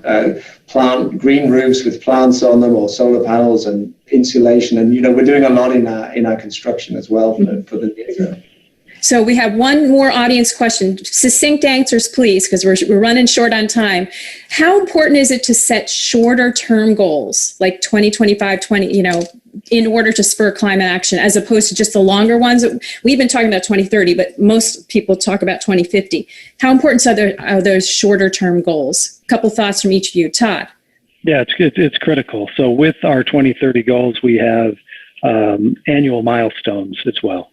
So you have to do that. Otherwise, 2030 is 10 years from now. We'll worry about it in 2028. Mm-hmm. So Tim? having regular check-in is critical. Tim? Yeah, I think it's both hands. So you set a big goal. So we want 50% or 10% energy improvement in 4 years.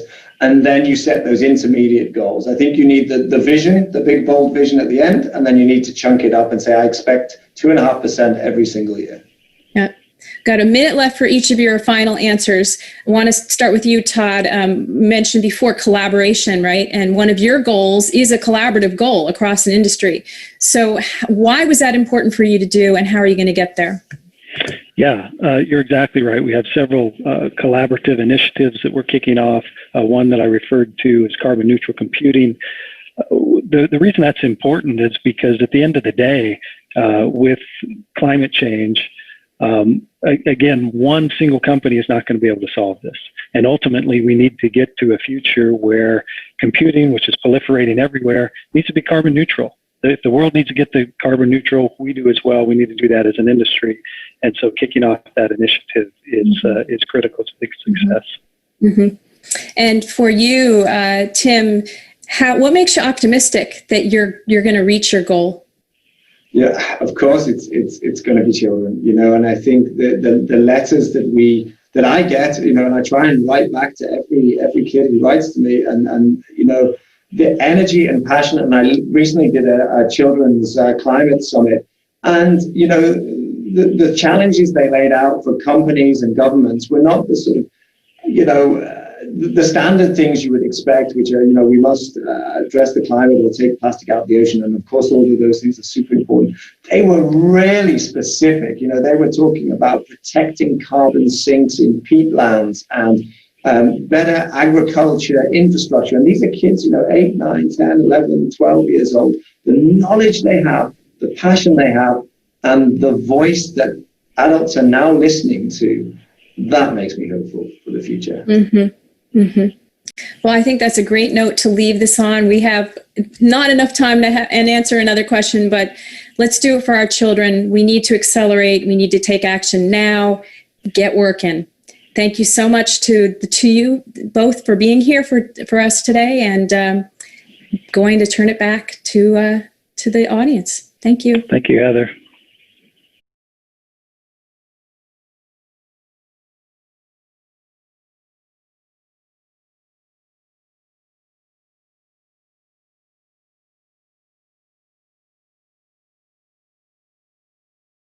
Hello, everyone. Thank you for joining us today to celebrate this year's Citizens Award winner for the Best Sustainability Program. My name is Trish Cozart, and I'm joining you from the U.S. Department of Energy's National Renewable Energy Laboratory, or NREL, in Golden, Colorado. At NREL, I'm the program manager for the Wells Fargo Innovation Incubator, also known as IN2. The IN2 program was honored last year as the Best Environmental Stewardship Program Award winner. And even though we can't gather in person today, I'm grateful for the opportunity to connect virtually with so many like-minded individuals, businesses, and organizations in order to recognize other amazing achievements in sustainability. Wells Fargo and NREL have been busy reaching new milestones with the IN2 program since winning our Citizens Award in 2019.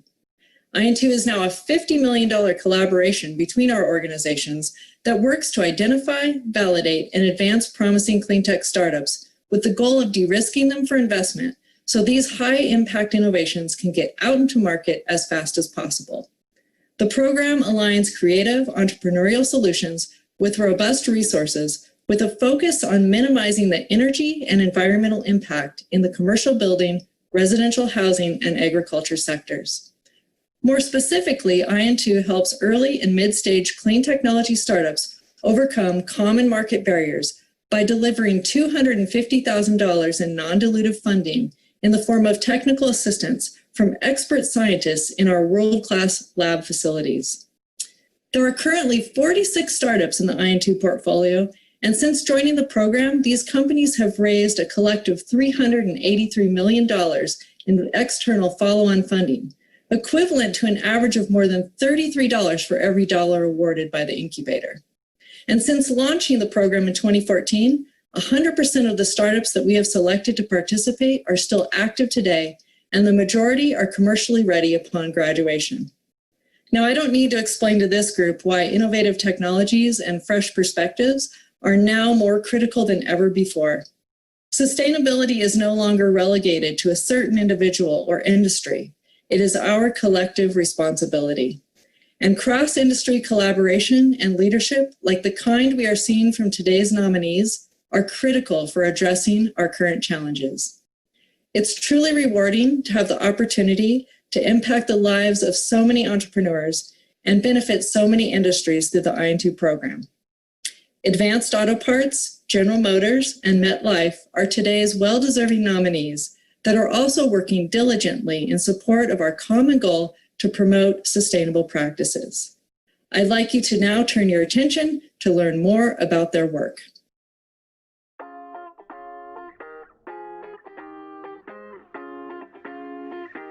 The finalists for the 2020 Best Sustainability Program Award are Advanced Auto Parts.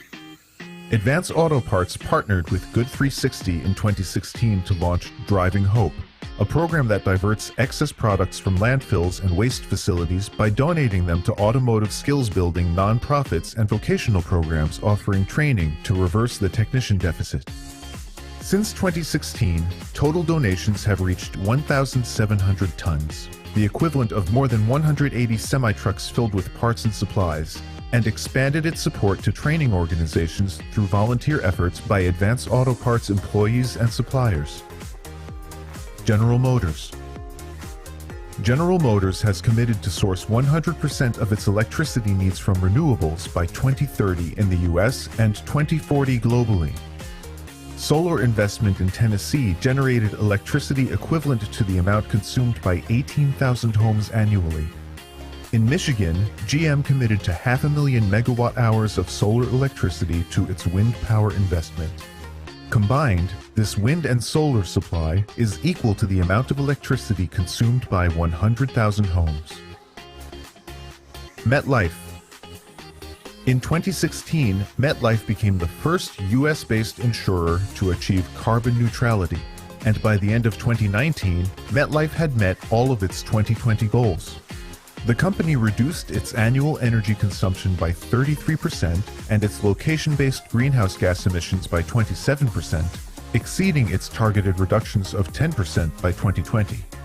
MetLife also created new initiatives to encourage environmental stewardship, including training programs focused on best practices and low-cost, high-impact energy projects. That was great. The judges' evaluation of all submissions of these three top-tier finalists must have been really difficult. For those of you just tuning in, I'm Stephanie Potter, and I lead Sustainability and Circular Economy Programming at the Chamber Foundation. This award category is really exciting for us, as it always generates new partnership opportunities and ideas. Finalists from many years past are still some of the first we call for program input and for invitations to engage with us and to drive our work forward. And truly, sustainability innovation is across all aspects of our daily lives. UPS, who sent the winner envelopes to all of us to reveal, have their own sustainability agenda, as evidenced by the very packaging that they utilize and the methods by which they transfer product. So without further ado, now that you've seen the package, let me open it so we can find out this year's winner.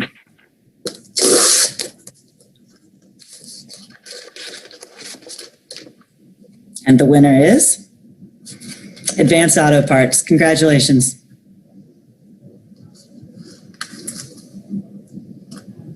Well, thank you so much to the U.S. Chamber of Commerce Foundation for the incredible award. And congratulations to all the other finalists in the category. Everybody wins with what's everyone is doing. At Advance, our company vision is advancing a world in motion. Of course, we look at our sales, our market share, and our profitability every single week. And we reported our earnings actually last week for the third quarter, which we had a great quarter. But our vision is also about the legacy we leave as a leadership team. And we kind of ask ourselves, how's the world going to be different after we pass the torch to the next team? So when we talk about advancing a world in motion, we're talking about driving the performance of the company and how we develop our people, reduce our environmental impact, and give back to the communities in which we live and serve. The Driving Hope program that you just saw began, like many other projects here, was a small pilot. It was led by several Advanced team members and our partners from Good 360. The group was committed to finding a more sustainable way to dispose of excess parts and supplies. And in just a short amount of time, the Driving Hope program expanded to nearly every corner of the country, and it exceeded all of our expectations. So I could not be prouder of everyone involved in this program. And I know I speak for our entire organization, including Ruben Sloan, who heads up our supply chain, Mike Miller, who headed up this entire effort from our environmental team, and Elizabeth Eisleben, who heads up our communications and the IR team, when I say that the entire organization is very grateful for such a tremendous recognition of our efforts. Thank you.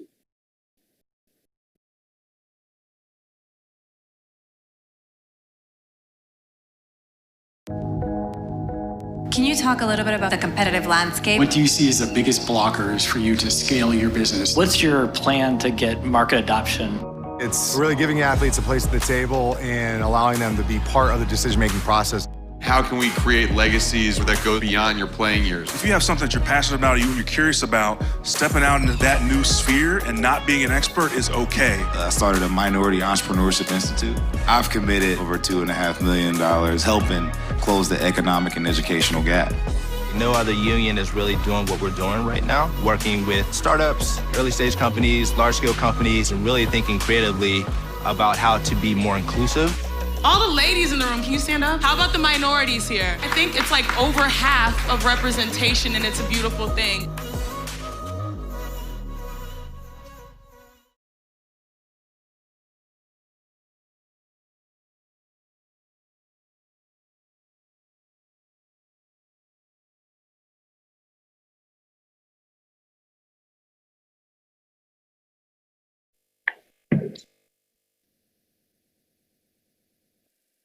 Hello, I'm Shanique Street, the Director of Corporate Relations and Strategic Partnerships at the U.S. Chamber of Commerce Foundation.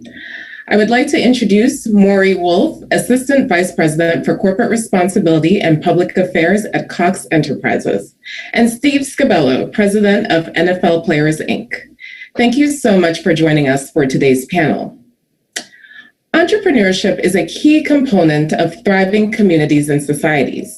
Additionally, business ownership plays a large role in wealth building and closing the wealth gap that exists in the United States. It is important for us to learn more about the work of companies to address the exclusion of various groups from the larger business community and the way forward.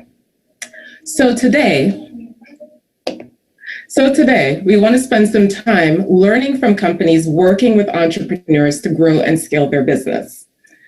This year, we've seen an increased sense of urgency to address issues of racial equity in 2020, and particularly in recent months. I would like to direct my first question to the two of you, Maury and Steve. But Steve, let's start with you. While there have been major increases in the number of businesses owned by women and racial minorities, there's still much to be done. What is your organization doing to expand the growth and outcomes of companies that are owned by women and minorities? Steve? Thanks, Shanique. And thank you for having us here. Just quick overview. NFL Players, Inc. is the licensing and marketing arm of the NFL Players Association. So we work with all 2,000 plus current players in the NFL.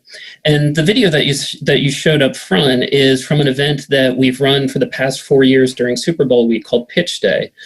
Pitch Day is a good example of an event that we've incorporated into our business in an effort to allow entrepreneurs and startup businesses to have an opportunity to work with us. Traditionally or historically, it was large companies that would be our business partners. But by launching Pitch Day, we embraced the opportunity to work with startups. And last year, we really made it a focus where we said every company that we were going to select to be part of Pitch Day needed to be either woman-owned or minority-owned. And we just thought it was important that was an objective that we recognized that we were falling short of, that we wanted to make sure that by working with startups, we were opening the opportunity to work with more companies that were women or minority-led, and we were falling short. So we changed it. We just said those will be the only companies that we allowed to participate in this Pitch Day, and it really opened up the breadth and scope of companies that we're able to work with. And that's an effort that we are continuing as we plan our Pitch Day for next year as well.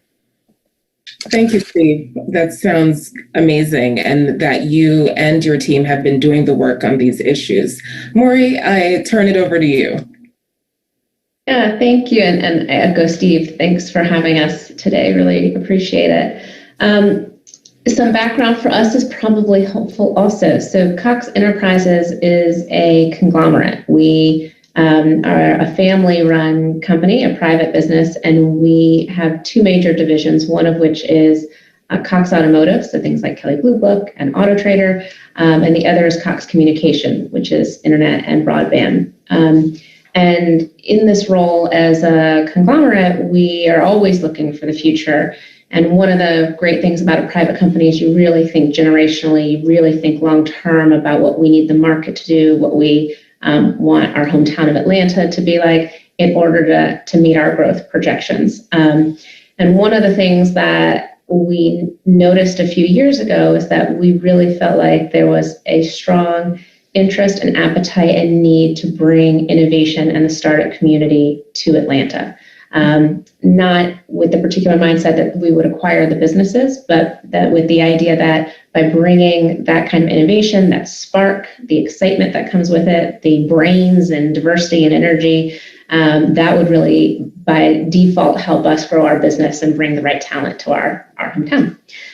So we've been investing in the startup ecosystem in Atlanta in a number of ways, whether it's through pitch competitions or startup incubators.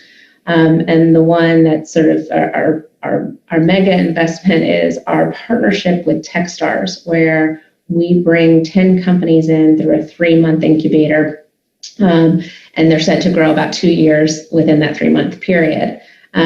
What we are launching is a shift this year with one of our Techstars classes that we call Techstars for Impact, to really focus that class on companies that are solving racial justice and social inequity challenges. So the idea of investing in the startup system has been there for a long time, but we really felt like the timing was right to find 10 for-profit companies that were innovating solutions in a way that maybe the rest of us have missed. We've known the problems, but it's time to sort of shake up what we're thinking about in terms of solves.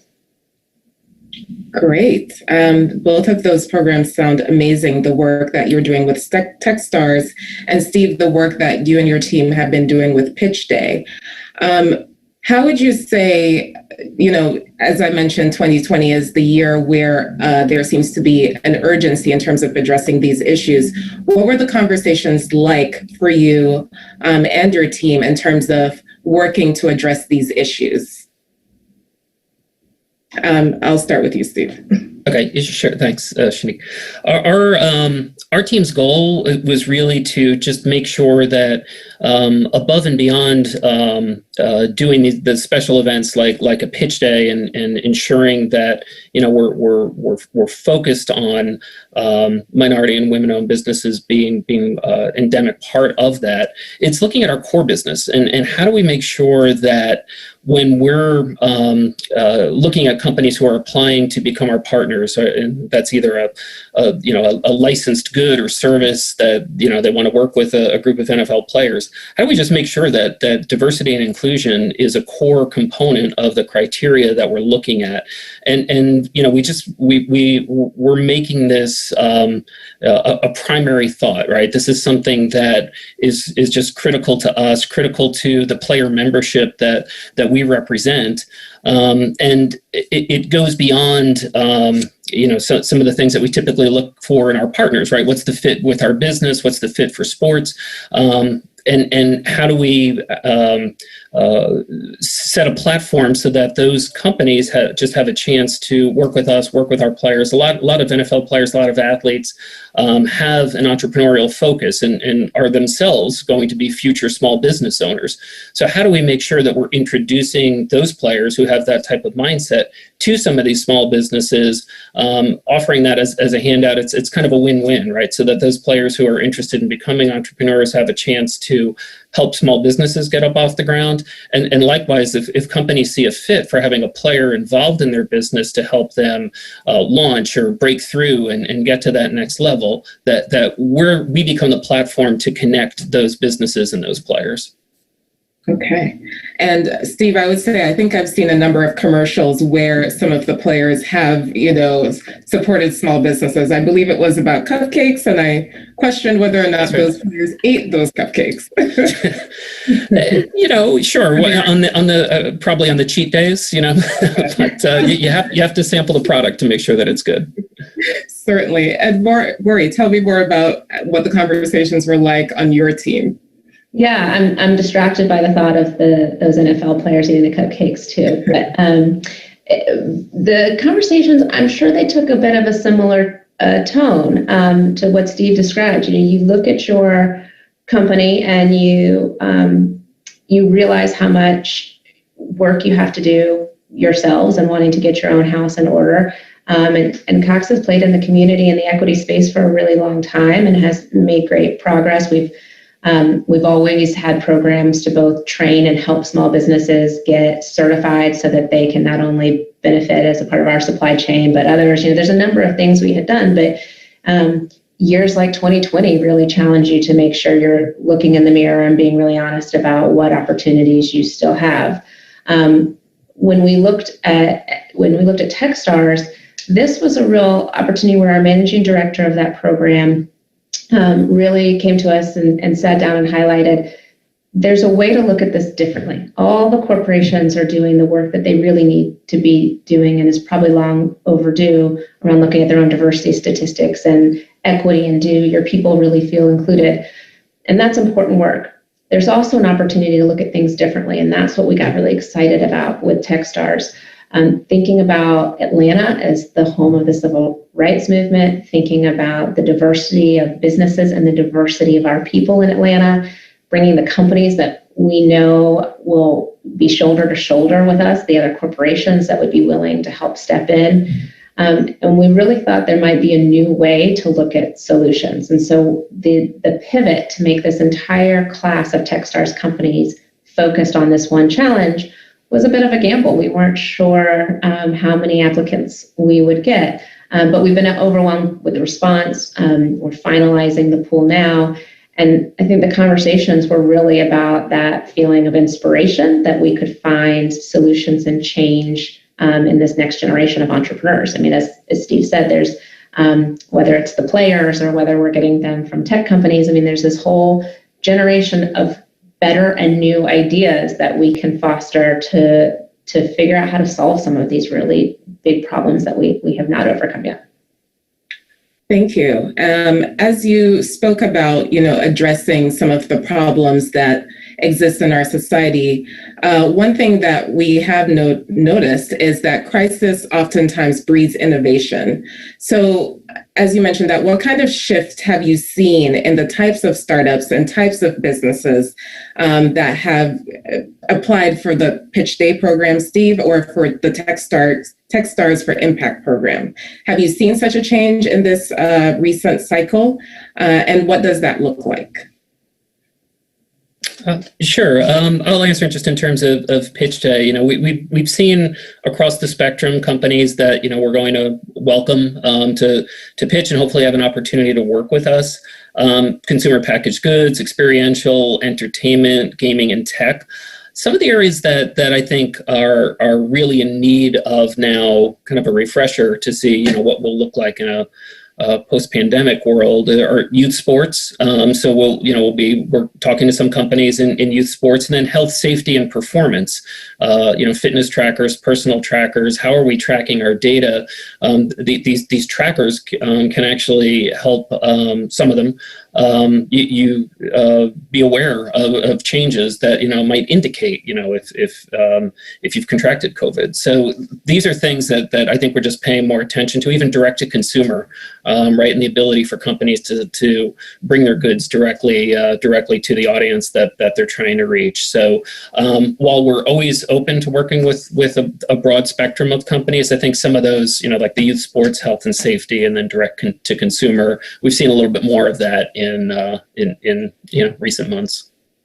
Thank you. That makes sense that it would be such an important issue at this time with so many people at home and wanting to figure out ways to still remain engaged in physical activity, but also mindful of the global pandemic and the health issues that also arise. So thank you for sharing that. Maury, what about you? What have you seen in terms of the changes? Yeah, Shanique, I feel like your mantra around, innovation from disaster has been ours as well.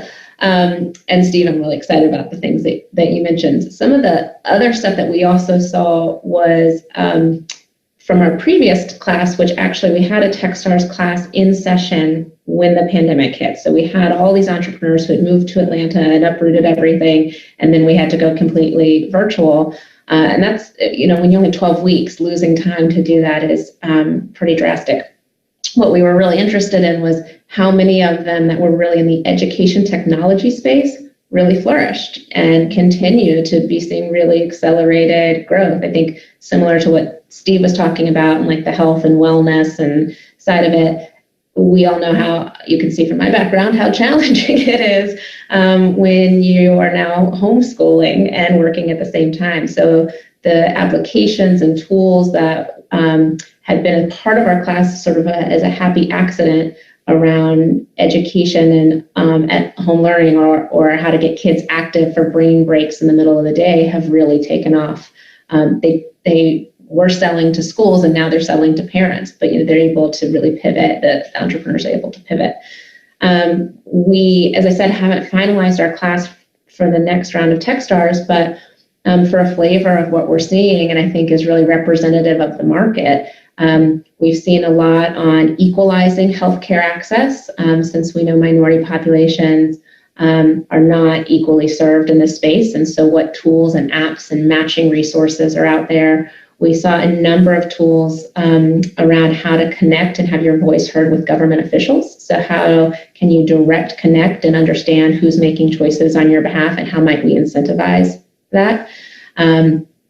We saw some things around criminal justice reform. So a lot of interesting applications that may have been thought of as the nonprofit space before that now innovators are thinking of turning into a business. And so it'll be interesting to see how that unfolds.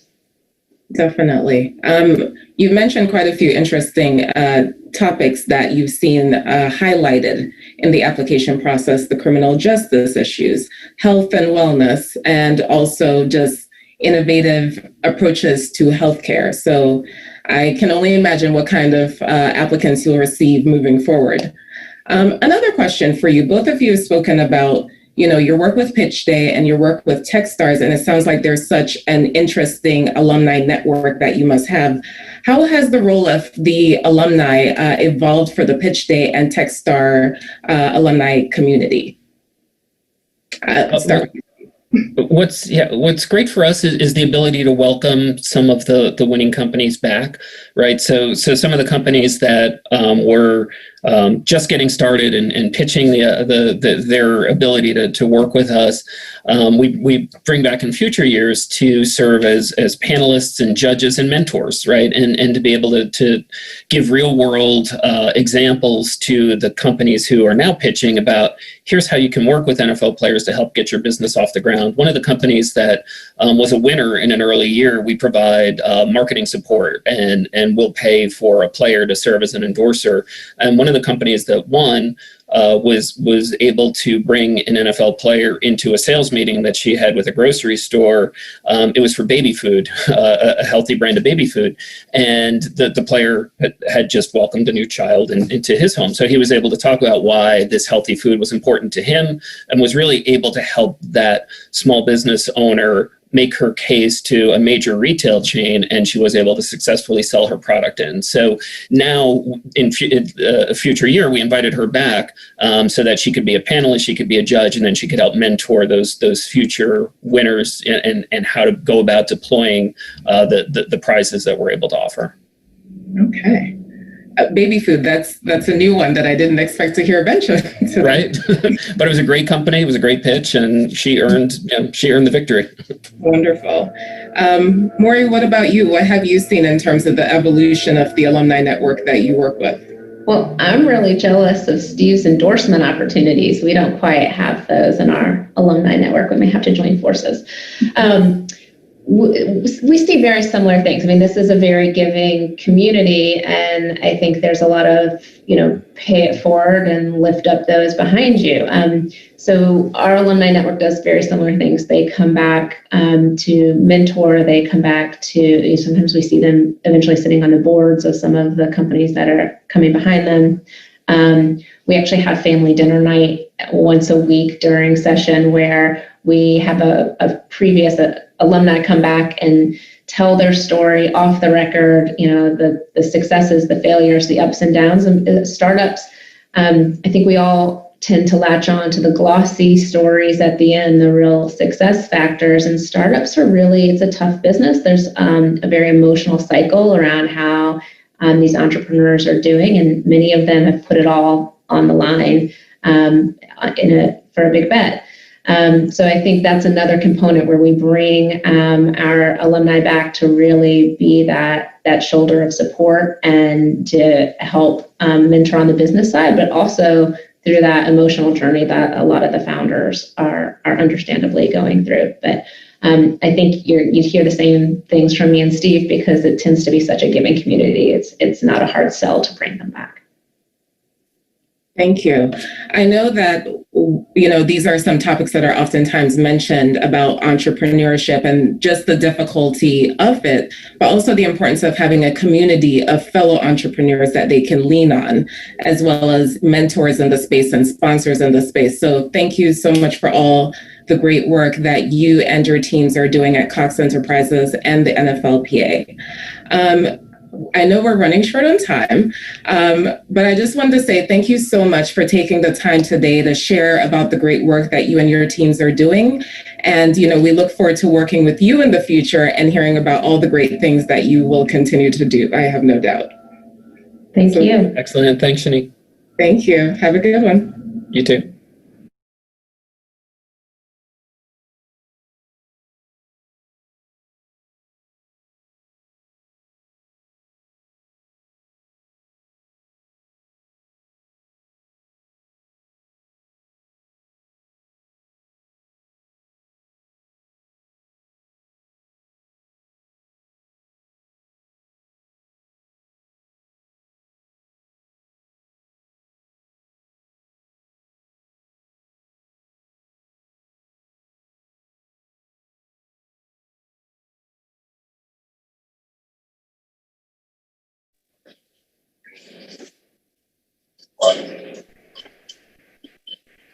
Hi, everybody. For those of you who didn't join us the last couple of days, I'm Mark DeCourcy, the Senior Vice President, U.S. Chamber of Commerce Foundation.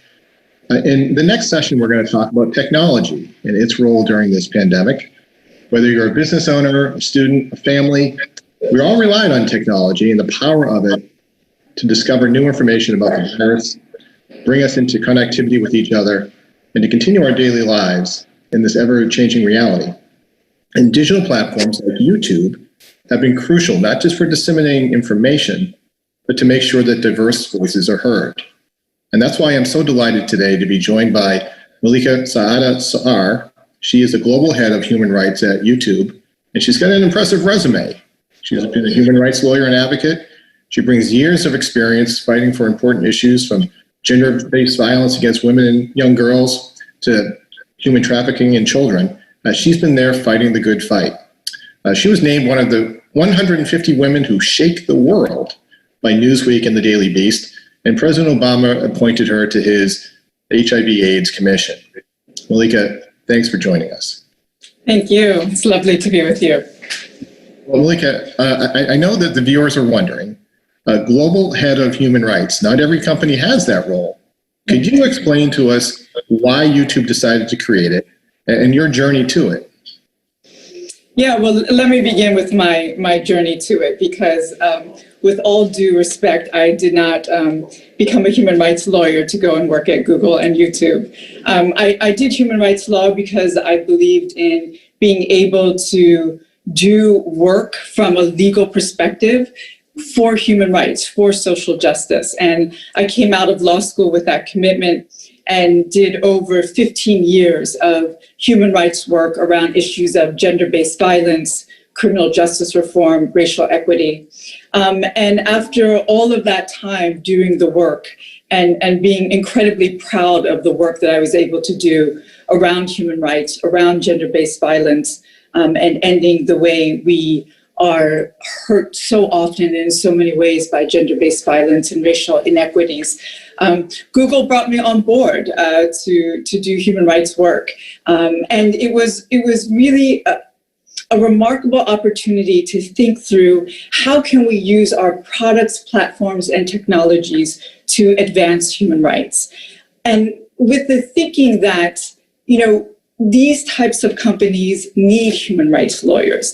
They need us to be there in order to be connected to the human rights communities, to be connected to issues around human rights abuse, and recognize that corporations have as much, if not more, power around human rights standards as civil society and even government. So how do we use that impact and influence for good to be able to be clear about our own commitment to adherence to human rights standards and pushing out the need for accountability around human rights because we are a tech company? It's all new, it's all emergent, but I often, say to students in law school, if they do want to do human rights, to think about themselves not only in the NGO space, not only in civil society, but also in tech.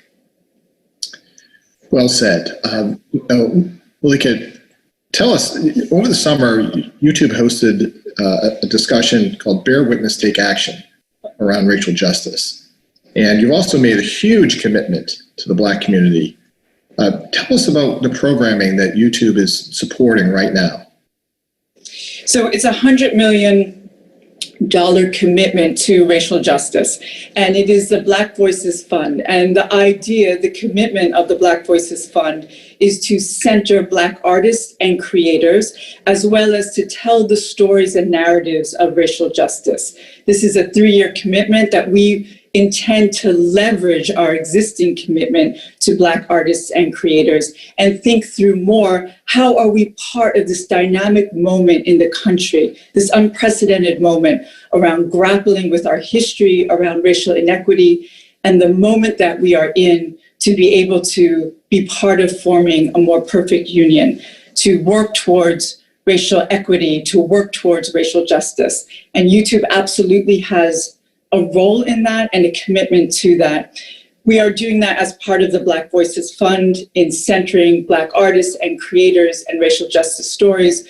But we are also doing it through Bear Witness, Take Action, which is, I think, an opportunity to be able to tell the story of this movement in real time through the voices of creators, through the experiences of those who are the community organizers and the leaders of this racial justice moment, and recognizing that so much of the catalyst around the movement was a very brave young girl, Darnella Frazier, who took her smartphone and captured the murder, the lynching of George Floyd.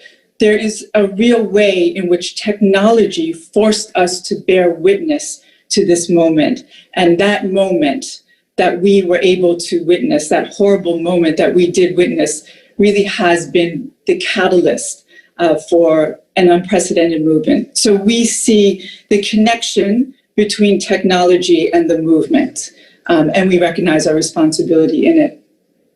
And I think we would all agree that technology can be a force for good, and YouTube is certainly leading the way in that respect.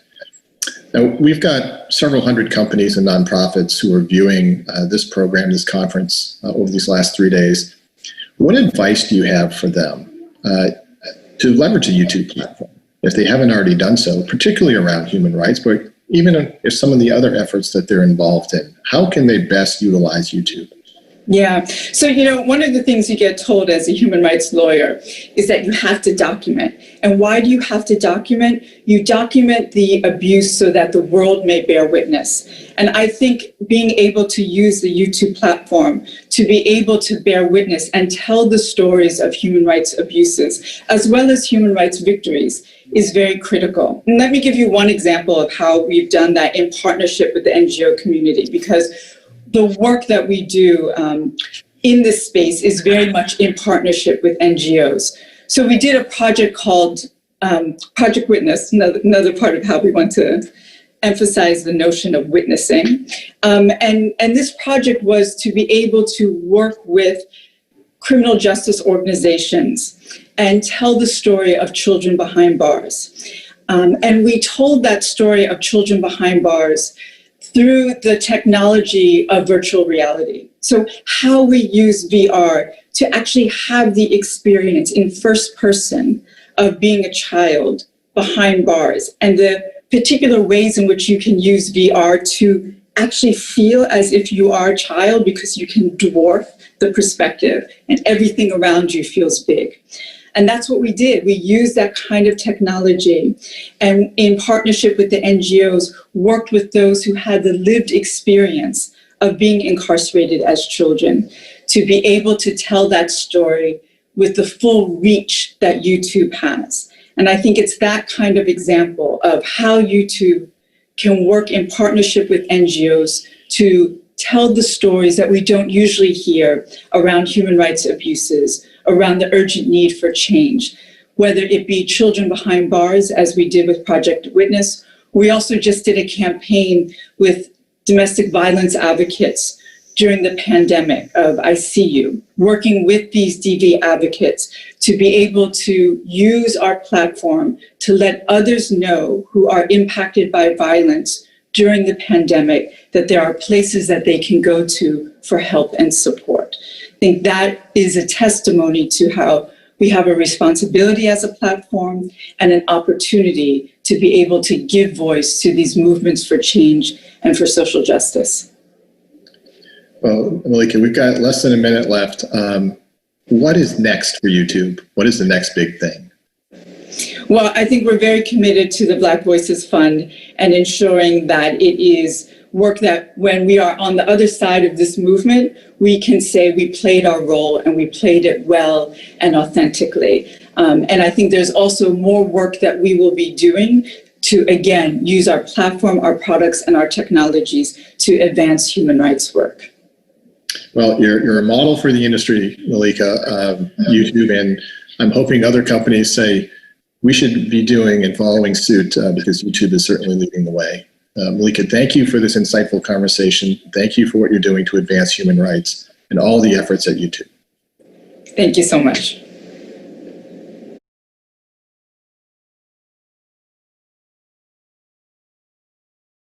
I have a dream. My 4 little children. Took direct aim at Mexico Beach for ginger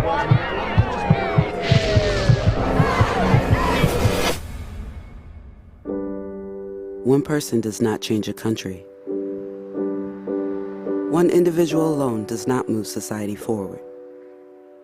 We are the addition, the connection, the sum greater than our individual parts. We are where creativity and causes converge. Where media meets message. Hey, Dad, we have a gun. Where substance meets scale. We've saved forests. The ones with the brains. And made roads safer. We've stopped bullies and spurred movements. Don't let friends drive drunk. A mind is a terrible thing to waste.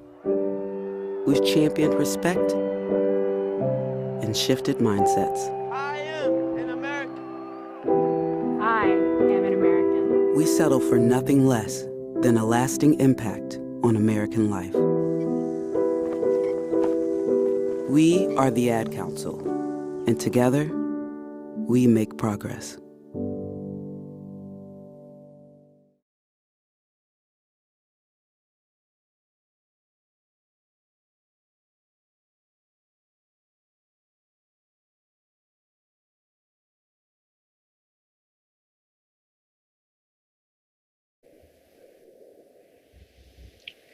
Hello, I'm Saba Ashra. I'm CEO of Super Union North America, and I am here today to talk about who tells your purpose-led story. I'm joined by Lisa Sherman, the CEO and president of the Ad Council. We at Super Union were proud partner a few years ago to launch the new brand of the Ad Council. We've been a proud partner to them. I've joined the board of directors and met the most amazing group of people led by Lisa Sherman. I have to say, every single time I see that rail, I get a little bit emotional. We still feel it all these years later. Lisa Sherman, who is the president and the CEO of the Ad Council, which works at the intersection of media, marketing, technology, entertainment, and advertising, convening the world's best marketers to create public engagement campaigns. The Ad Council tackles the most pressing issues facing the country. It's such an amazing organization. I'm so happy to be here with you, Lisa. I wish we were in person, but this is second best. Well, I'm thrilled to be doing this with you and thrilled to have you on our board. And the work that you did for us was amazing, as you just saw in that reel. Well, thank you. And this topic that we're about to hit on together is near and dear to both of our hearts. And so as we just jump right in, I would love to talk to you about number one, the amount of awe and inspiration and what we saw the Ad Council do right as soon as the pandemic hit, as everybody was trying to respond, interpret, understand, and everybody wanted to contribute, and they were trying to figure out how. And you and your team really understood how to galvanize and pull together organizations to make things happen at lightning speed, and would love to hear about that process and how you were able to do that. I would love to talk about it. So when your mission is to tackle the most important and pressing issues facing the country, your business model is fundamentally wired for crisis. And there was not a bigger crisis than the one that we're in right now. And so that business model helps us to move fast and to scale quickly. But we saw nothing like the magnitude that we saw in the early days of COVID. About 5 days after the World Health Organization declared COVID-19 a pandemic, we were able to be out in the marketplace with lots of creative assets, really focused on, if you remember at the time, fact-based, health-vetted information about how we could keep our families safe, how we could keep ourselves safe. And I think because we were able to get out there so quickly, the phones rang, the emails were just flying in. People just wanted to know how they can help. We've always had an amazing group of partners. It is the place where our industry comes together. Competitors sort of put their gloves down and link arms to collaborate on tackling big issues. And we just saw that really multiplied times 10. And what I think we really focused on early on was the importance of prioritization. Like, what do we do first and how do we go next? There were times where people were just saying, just give me a job. And so, we had some early assets in the market, as I mentioned, and we realized we didn't have radio. So we called one of our partners and said, could you develop radio scripts? And we realized we didn't have any out-of-home assets. And we literally sent a note and said, could you help? And literally everyone said yes. They were thrilled to have a job, and they delivered it quickly and brilliantly. And I will just say, in the last 6 or 7 months, as a collective, our industry helped us to secure almost $400 million in donated media to get these important messages out there, 33 billion impressions. Most importantly, we have seen we haven't seen this level of support ever, even after other moments of crisis like 9/11, like Superstorm Sandy, like Hurricane Katrina. So we are really thrilled with the efforts of our industry. Yeah, and truly impressive. I mean, I remember just immediately feeling like things had just happened, and already on my television set at home, as I was trying to navigate what was going on, there you were with these organizations, and everywhere. At that time, I was in New York City, and everywhere you turn, whether it was locally or even on the radio or on the television, just these partners were showing up as one. And it did really, it felt fast. And since then, it wasn't just about the beginning. You really felt, an ongoing, passionate group of people with such conviction showing us the way. Absolutely. With that, there are obviously within the Ad Council, there are 30 plus absolutely amazing campaigns that are always being worked on. And we saw a number of them just now, even in the reel. And hopefully many of them were familiar to so many of us. They've been around for a long time, and they hit you in places that you really feel and you understand the importance. Could you talk to us a little bit about what some of those campaigns specifically, like which ones of them immediately, I'm sure it was all, but which stories would you want to share about some of those immediate campaigns and how they were reacting to and how it felt to be leading those campaigns and what their results were in terms of impact and communication with the outside market based off of things such as the pandemic, the social and racial injustices that were long overdue, brought to people's awareness. Summer started, and just that journey in these last 6 months. Sure. Well, I mean, as I said at the beginning, it felt very important to prioritize, and we really had all hands on deck focusing on the first round of COVID work, which was, as you recall, really about how do we keep ourselves safe, our families safe. We learned a term we never heard of called social distancing for the first time, and now it's part of the lexicon. We were focused on face coverings and hygiene, but I think we quickly saw and understood the broader ramifications of this virus and the impact it had on so many other issues, and frankly, other issues that we were already working on. So, we've been working on the issue of hunger for a very long time.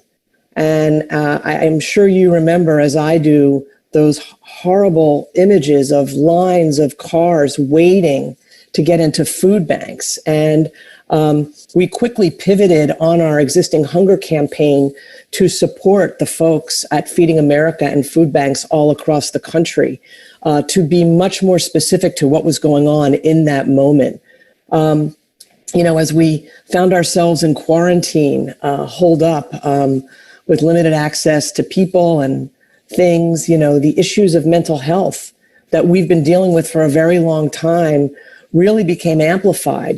Folks were feeling depressed and anxious and isolated. And we, again, quickly looked at those issues and worked to really pivot that campaign to deal with things in the moment.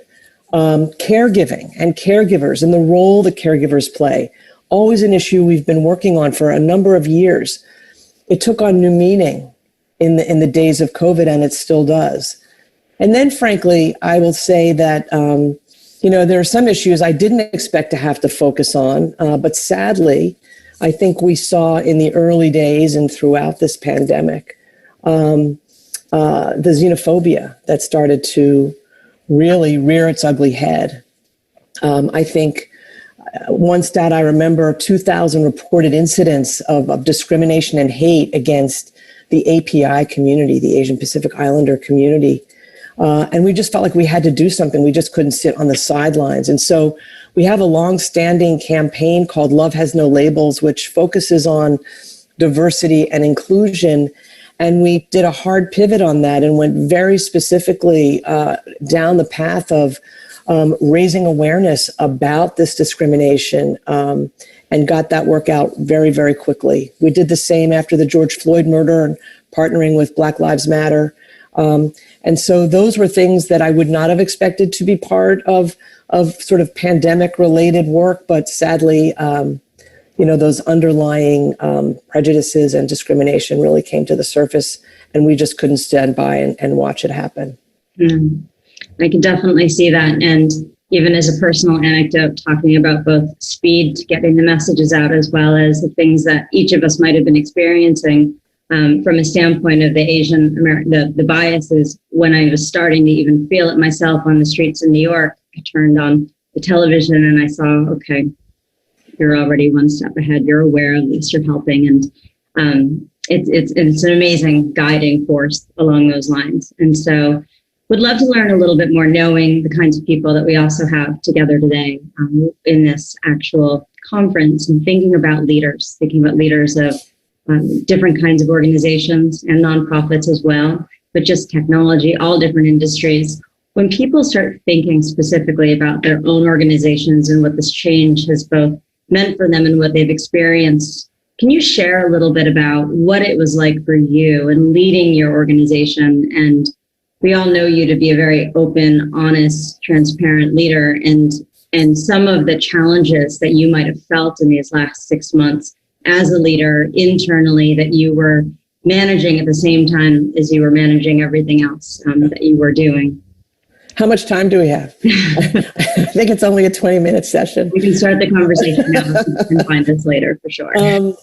Yeah, there's a lot there. I will say that I don't know where this came from, but early days really felt like I needed for myself, when there was so much coming at me, a set of guiding principles from which I could filter and make decisions. And I try and break things down pretty simply. And for me, it was 3 things. Number one always was the health and safety of our employees.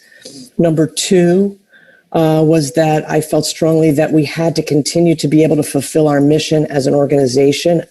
When you're an organization wired for crisis, we've got to be able to show up and show up really well. And then finally, I felt like we had to do everything we could to ensure the long-term viability of this organization that's been around for 75 plus years.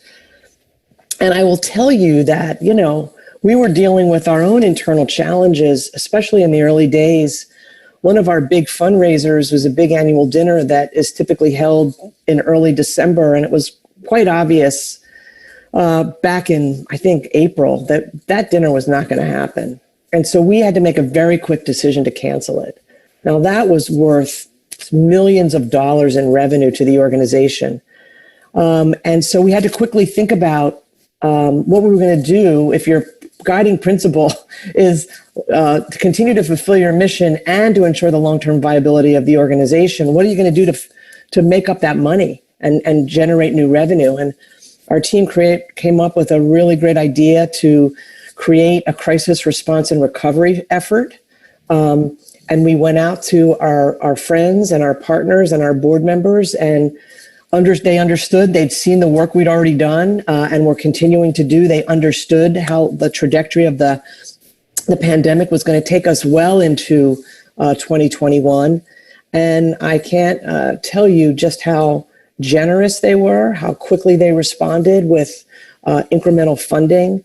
And we were able to generate the revenue that we needed, that we would have lost by canceling that dinner. And so I think that's just an example of some of the things we were dealing with internally while we were furiously working to put out important messages for the public to see. And, as I often try and take a step back and say, what did we learn from this? I mean, to me, it demonstrates the power of trusted relationships that are built over time, the power of and the value of collaboration, which really we couldn't do any of the things we did without it.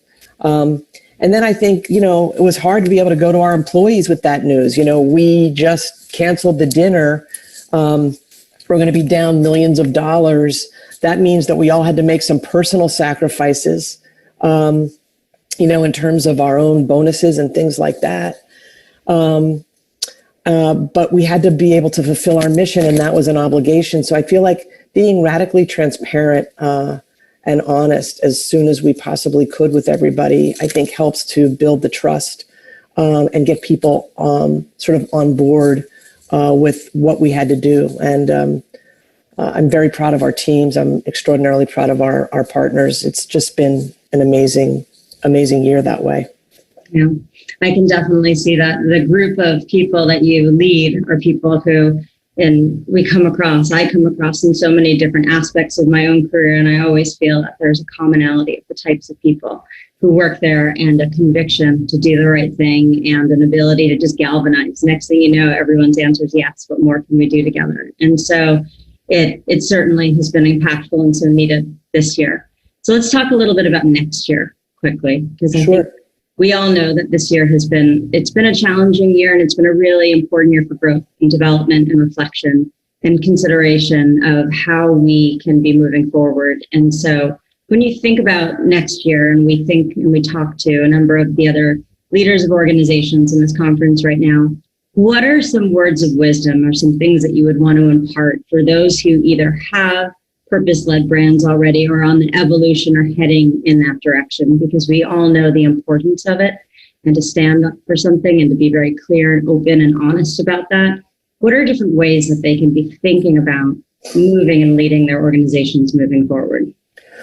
Well, I know you've dealt with this, and I think many of the folks that I talk to, adjusting to the new reality of this pandemic actually revealed some better ways of doing things. I think that we are looking hard, and I would encourage others to look hard at our pre-COVID business and and ask ourselves, what's working better now than it was before, and then how do we begin to reimagine how we do things on the other side of this, and not go back to normal. I don't know that we can ever go back to normal. I think it's really about thinking about how you create a new normal. And that's not just with respect to our businesses. I think that goes to how we live our lives on a personal basis. We're stuck at home. And, for me, I have to say, I've had to really draw much better boundaries between what it means to be at work and at home. And that's something that I think I will take into the new year when we actually get to go to our offices again, whenever that will be. I think related to that, I don't think we should ever waste a crisis. I think some of the transitions and changes we're making were things we were already talking about doing, but it just accelerated because it had to. And I just think we should think about that as business people as well. And then I think I learned a lot personally, and I think we all did, I hope, about looking at everything through a lens of equity in ways that we just haven't before. And to be better listeners and to be humble and to learn things that perhaps we didn't know before, and to approach that with a high level of humility. So those would be my quick lessons and the way I'm thinking about it, and perhaps they're helpful to others. Well, definitely, and I certainly find them helpful. And it's one of those types of things that, Lisa, every single time we have a chance to be able to connect and learn about all the different things that are on your mind that you're seeing from other incredible leaders. It's so wonderful you share them. So thank you for Thanks, that. Saba. Learned a lot, inspired, ready to do more. Take good care, and thank you so much. It was Thank great you. working with you today.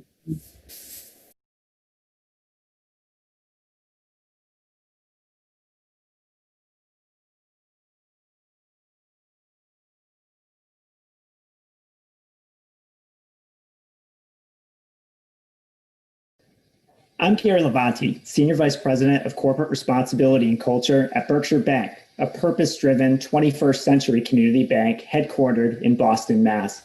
I had the honor of representing Berkshire as we received the Top Corporate Steward Small and Middle Market Business Citizens Award for our Be First commitment last year. For us, winning the Citizens Award wasn't just a testament to our impact, but a reflection of the hard work of all our employees, partners, customers, and shareholders. In 2020, the world has changed right before our eyes as we're faced with the unprecedented impacts of the COVID-19 pandemic and the realization by so many individuals and businesses that we must act urgently to address systemic racism in America. It's in these moments that shape our collective conscience, that business has the responsibility to step up and lead, to act with their values and ensure the health, safety, and economic resiliency of all their stakeholders. I'm an unbashful believer that the key to building more just, equitable, and resilient societies lies in businesses' ability to act with compassion and equity. This year's finalists for the U.S. Chamber of Commerce Foundation Top Corporate Steward Citizens Award for small and middle market businesses share that belief and showcase how businesses of all sizes can be a force for good. This year's finalists are Acronis, Mimecast, and 20 Tables. Let's take a look at the video to learn more about this year's honorees.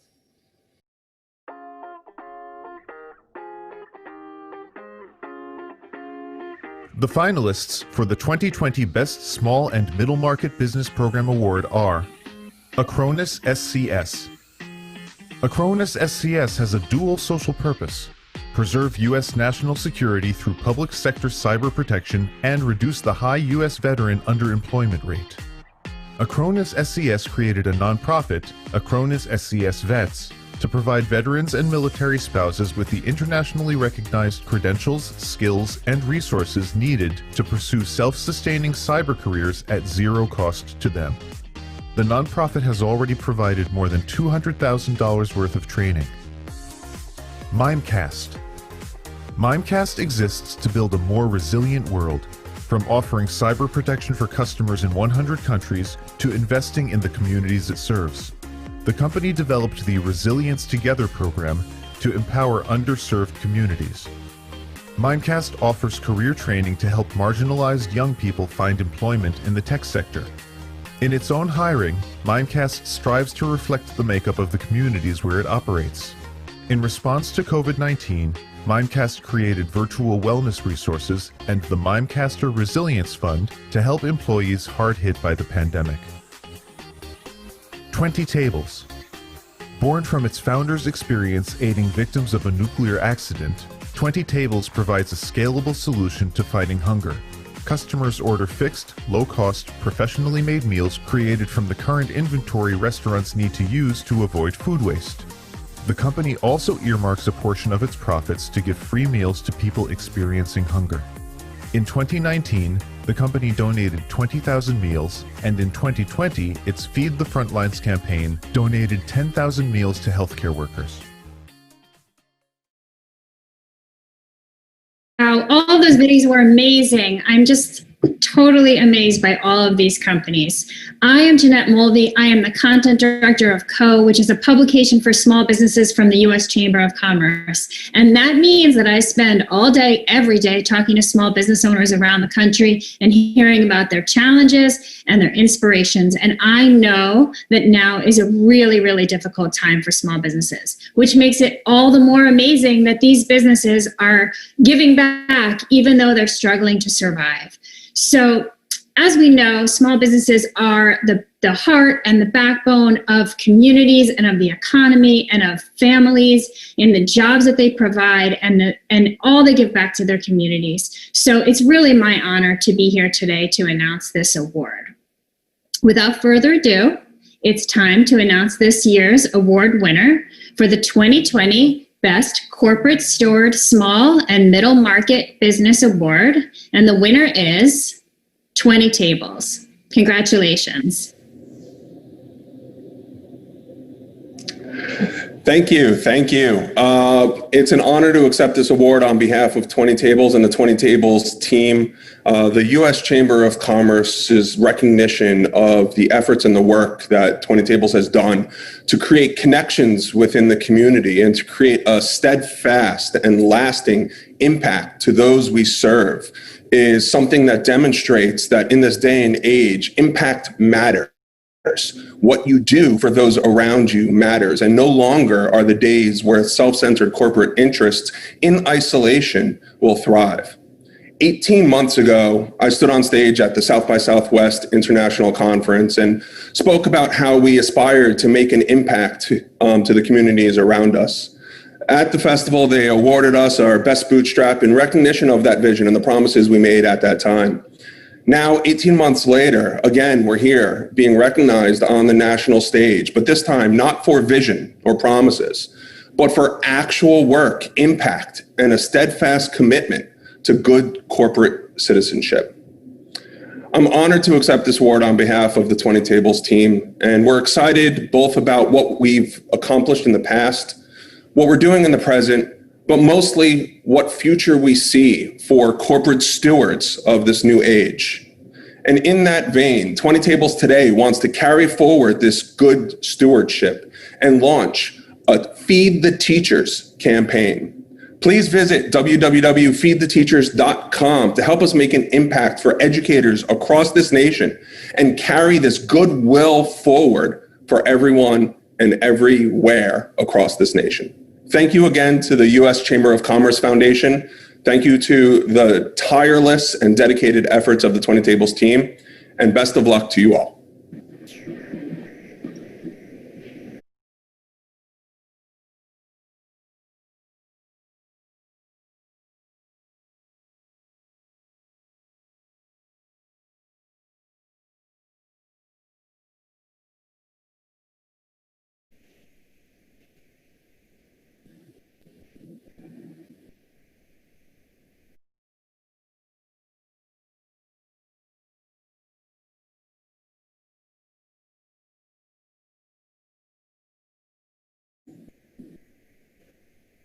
Well, congrats, Owen and the People's team.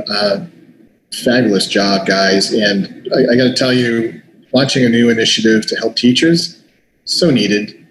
Thank you on behalf of everyone here in the Washington, D.C. region for all the work that you do. So this brings us to our final award, Best Corporate Steward, Large Business. As we all know, businesses are the life force of our economies. We rely on them for the most essential needs for our livelihoods and to help us fulfill healthy lives. But as this crisis has shown, businesses are more than just job creators. They're also an integral part of communities. They're solving problems, they're delivering solutions, and they're also a powerful force for good everywhere they go. So the Best Corporate Steward Large Business Award is presented to companies that have demonstrated unparalleled commitment to the need of their communities, that have a proven track record of success in creating that positive impact through the values and operational practices and their decision-making. The Best Corporate Steward category shows us what's possible when businesses have purpose embedded in their core principles. And this year's finalists truly exemplify purpose-driven leadership that can shape a brighter future for all of us. Let's watch a short video about this year's finalists.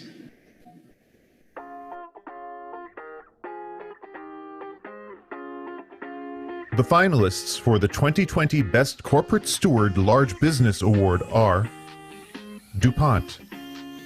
As pressures on global water supplies intensify, DuPont Water Solutions leads with a shared purpose to solve global water challenges for the purification, conservation, and reuse of water.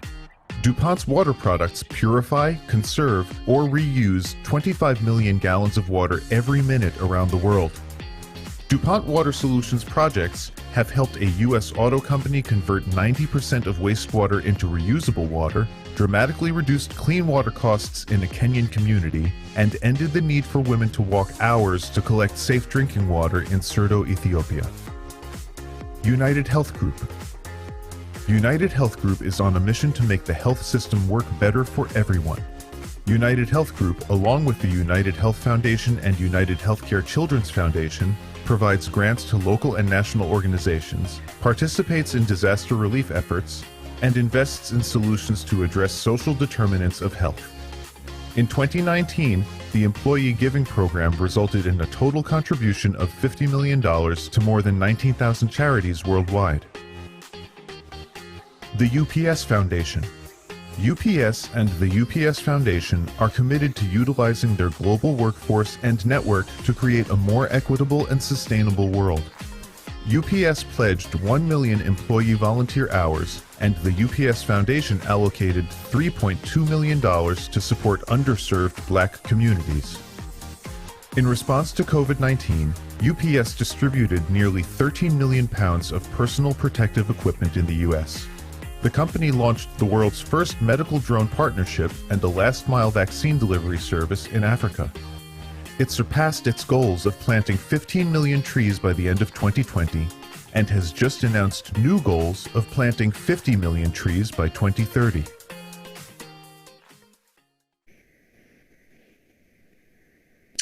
And the winner of the 2020 Best Corporate Steward Large Business category goes to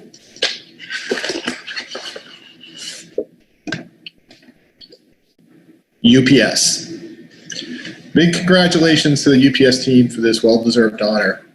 When it comes to purpose-driven leadership, it's clear the UPS and UPS Foundation do such an amazing job in helping communities all over the world. Let's turn it over to the UPS team now for their acceptance. Thank you so much. And I'm Nikki Clifton. It's my honor to accept this award on behalf of UPS. We were thrilled in 2019 to be inducted into the Chamber's inaugural Hall of Fame class, and to win the Best Corporate Steward this year is truly amazing. To UPS, corporate citizenship means more than writing a check. For nearly 70 years, the UPS Foundation has created shared value, aligning corporate citizenship with business strategy, engaging our people to act with purpose, and leveraging our strengths to deliver good. But 2020 has been a real test, and I'm proud to say, real proof of our commitment to move the world forward by delivering what matters. This year brought a global pandemic, natural disasters, social unrest, and economic hardship, ongoing crisis that has affected us all, but it hasn't affected us all equally. UPS's commitment to equity, justice, and action inspires us to do more, especially for those communities affected disproportionately in these unprecedented times. We've kept healthcare supply chains operating. We've delivered critical PPE and medical supplies, and we've provided food and educational materials and everyday necessities for parents, children, and seniors. And over the last decade, UPSers have proudly contributed more than 20 million volunteer hours in communities where we serve and work worldwide. I'd like to acknowledge the tremendous contributions of my predecessor, Ed Martinez, the incredible staff of the UPS Foundation, and UPSers who give their time and talents to more than 4,000 organizations around the globe. And congratulations to all of the companies that were nominated for your efforts to make a positive impact in the world. Thank you so much.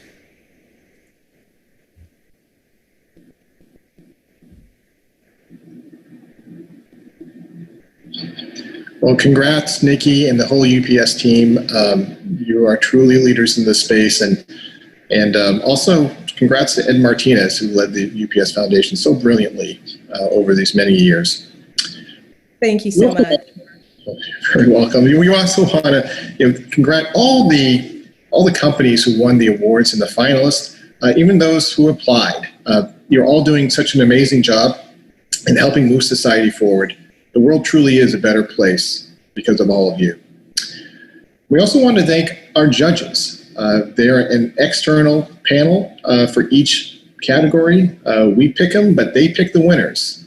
And we couldn't help but just think that this wouldn't be possible without their great assistance and their expertise in knowing who the best truly are here in 2020.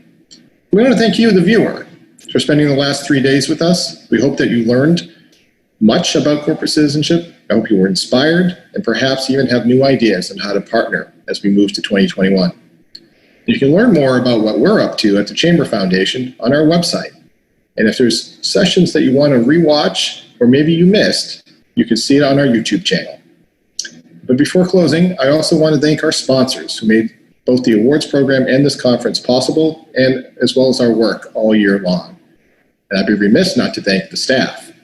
At the Chamber Foundation, they do a remarkable job of pulling this all together. It takes a village, and it takes many months of planning. And lastly, I just want to let you know that I think we can all agree that we're optimistic about the future. These are tough times. But with business leading the way, with business solving for the future, we can make it. So thank you. We look forward to seeing you again at our next event. Stay safe, stay healthy, and be good. Thank you.